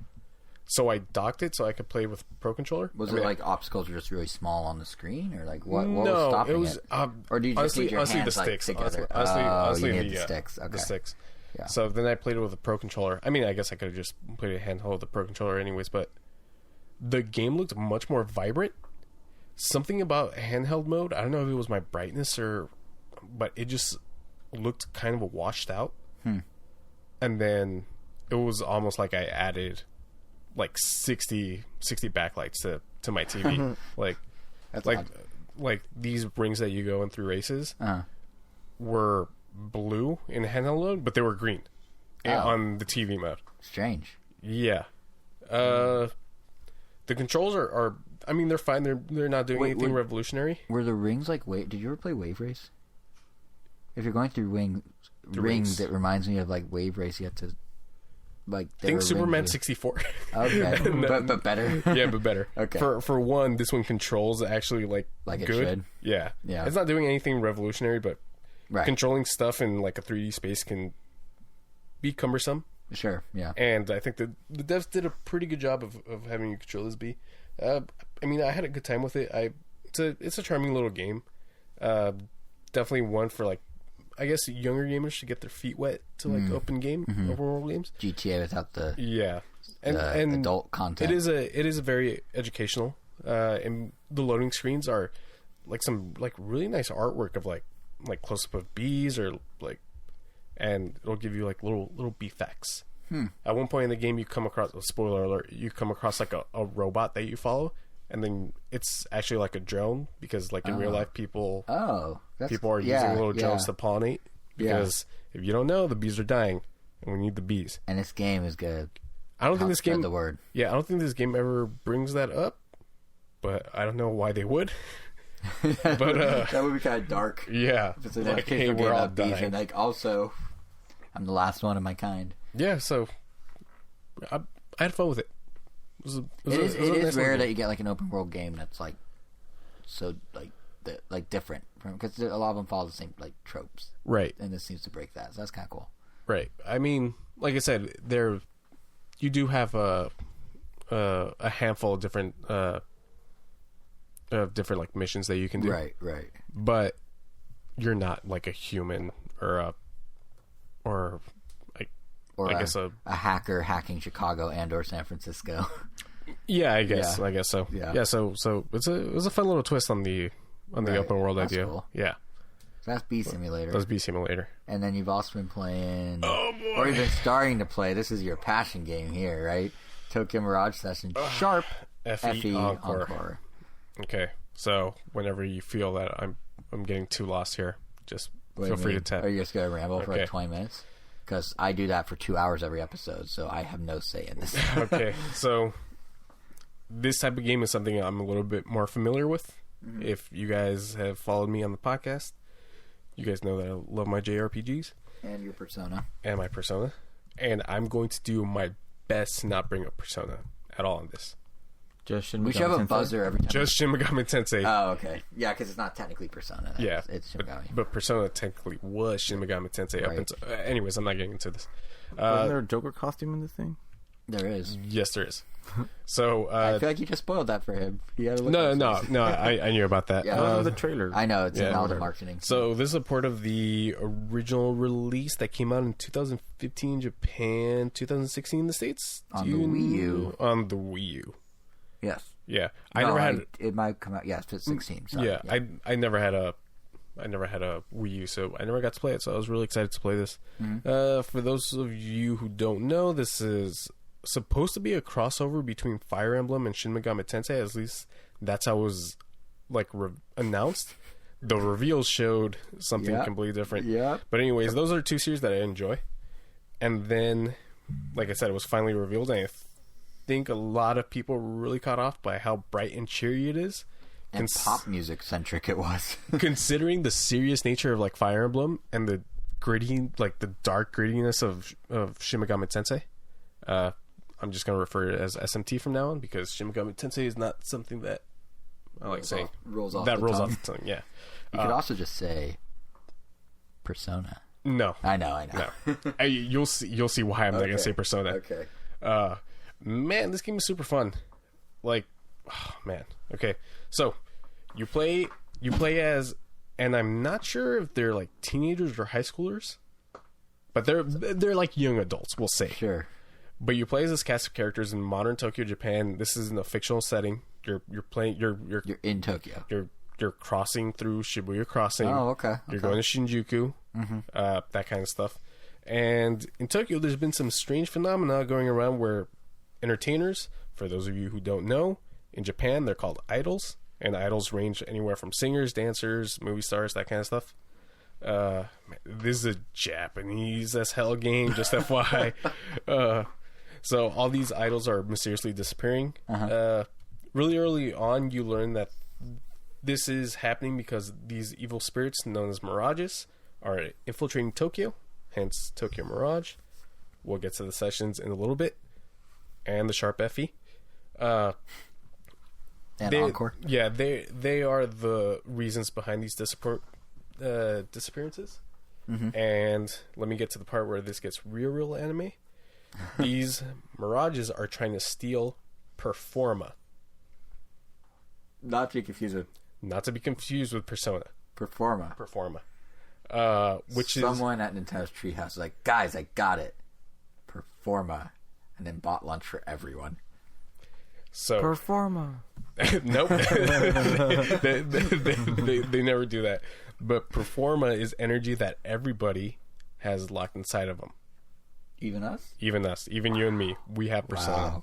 You know, we have Performa. Do you struggle to Performa, Jason? Okay. So, anyways. Where was I? I just got lost. Persona, Performa. You're talking about Performa. Anyways. It's all in us. Anyways. We are Performa. The main cast used their own Performa to summon characters from the Fire Emblem games. So, this was the prototype for Fire Emblem Heroes, essentially? Where No, summon other characters? Not at all. Yeah. You are using these Fire Emblem good Mirages to fight the evil Mirages in dungeons that appear all over Japan. This is very anime. And, oh man, the combat is way more SMT than it is to Fire Emblem. Mm-hmm. And let me just bring this out. The connections to Fire Emblem in this game pretty much end there.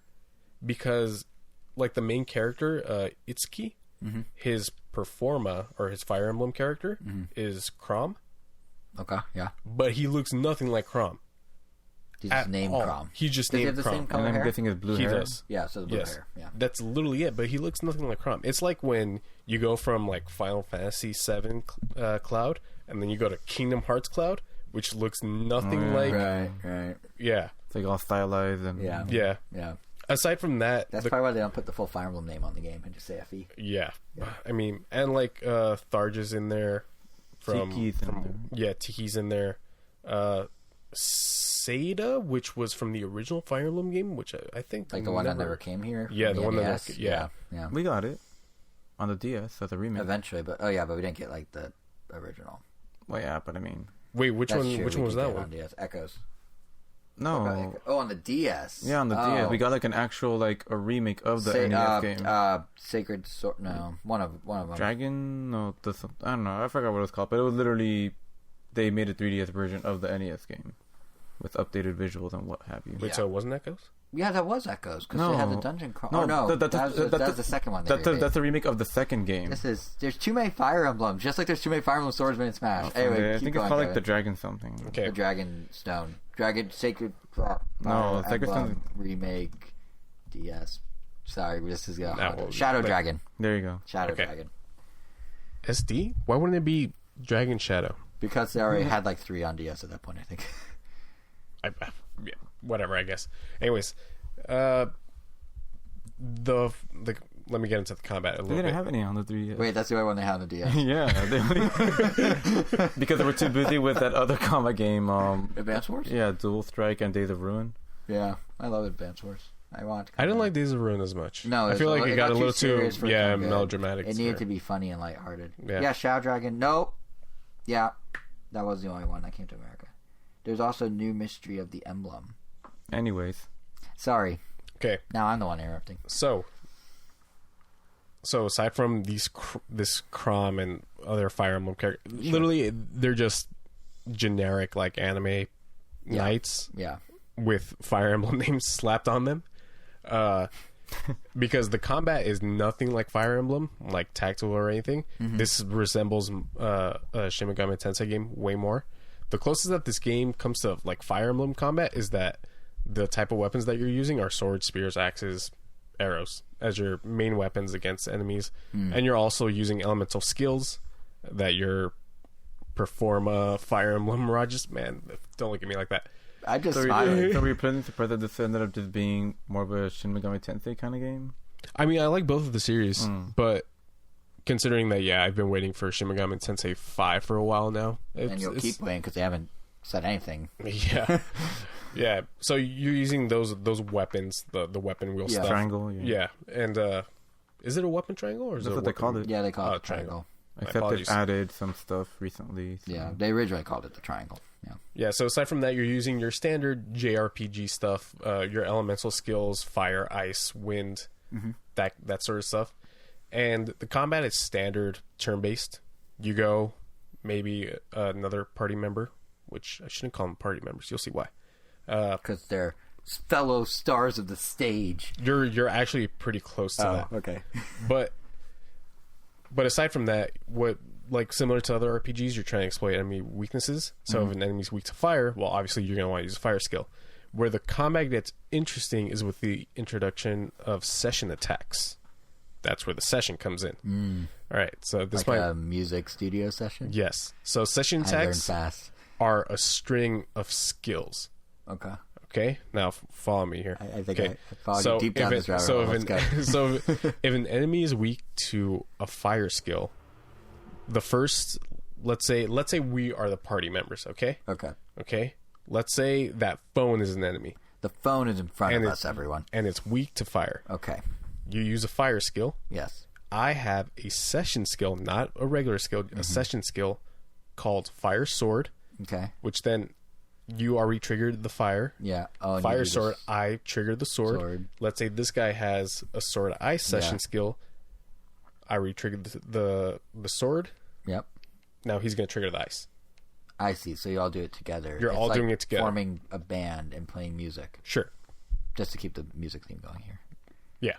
Or forming Megazord. Take it. So essentially, so that's pretty much what you're doing, Okay. and you're unlocking more skills as you level up.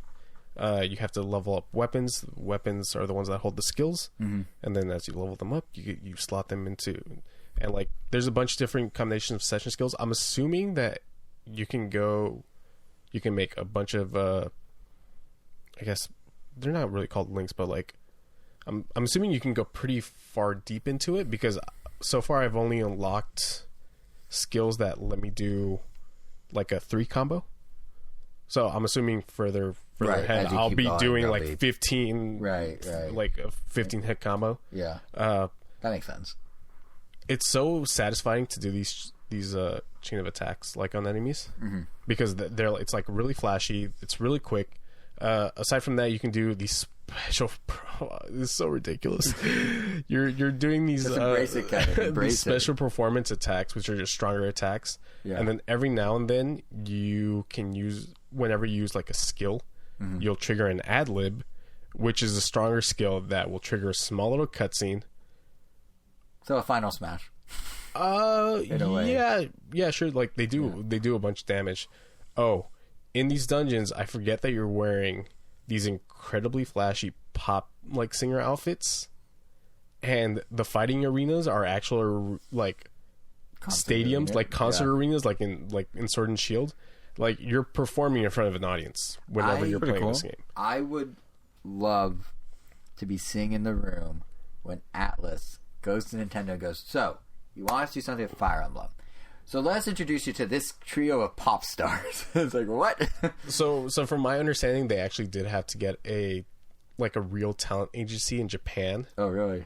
To like help out with the development of this. Right. And like, that's so funny. The whole game revolves around like performing.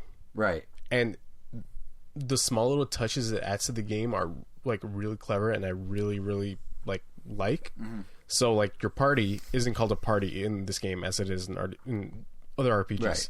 They're called artists. Of course. When you choose which artist you want to go into your party, the menu title is casting, and you have a main cast and your subcast. Your equipment in this game isn't called equipment; it's called your wardrobe. When you start a brand new game, the option isn't new game; it's debut. I'm glad they went like that all in with the theme. Yeah, they went all in. It all like revolves around the entertainment business. Yeah. I wonder if that's as deep as it goes, though. I'm still fairly early into the game. I just beat the first dungeon, and I still haven't gotten. I mean, I've gotten some side quests where you learn a little bit more about your fellow cast members. Mm-hmm. So I'm excited to see. And they're don't go that deep. There is an issue with the side quest that I wonder going further into the game if that becomes an issue. I'll update this whenever I'm 60 hours into this. But I mean, so far I'm having a lot of fun. I really like how they're going all in with that, because it shows. Like I've said this for other games and things before, but like when a developer is that comfortable with really running with it and like replacing typical menu names with things, there's a confidence level that comes with that, right? And there's a pride in the product and a guarantee that they are very comfortable that this works, like this whole system. Right. It sounds like it does based on what you're saying, right? And like that confidence like translates well into the game, right? It isn't cynical. As I mean, like, yeah, there are some dark story moments, but I mean, when you're like crossing the streets of Shibuya, although like mindless NPCs, they could have just been like silhouettes, but like they're different colors in this. It's like it's a nice little touch. Little touches, yeah. Yeah. I know. I've seen like screenshots. It looks really pretty. It has a very cool look. Yeah. I've been mainly playing this on handheld mode, just because it's a RPG. I've been playing Pokemon on handheld as well. Right. It's not the best looker up on the TV, considering this is a 2015 game. Sure, yeah. But I mean, the art style definitely helps it out a lot.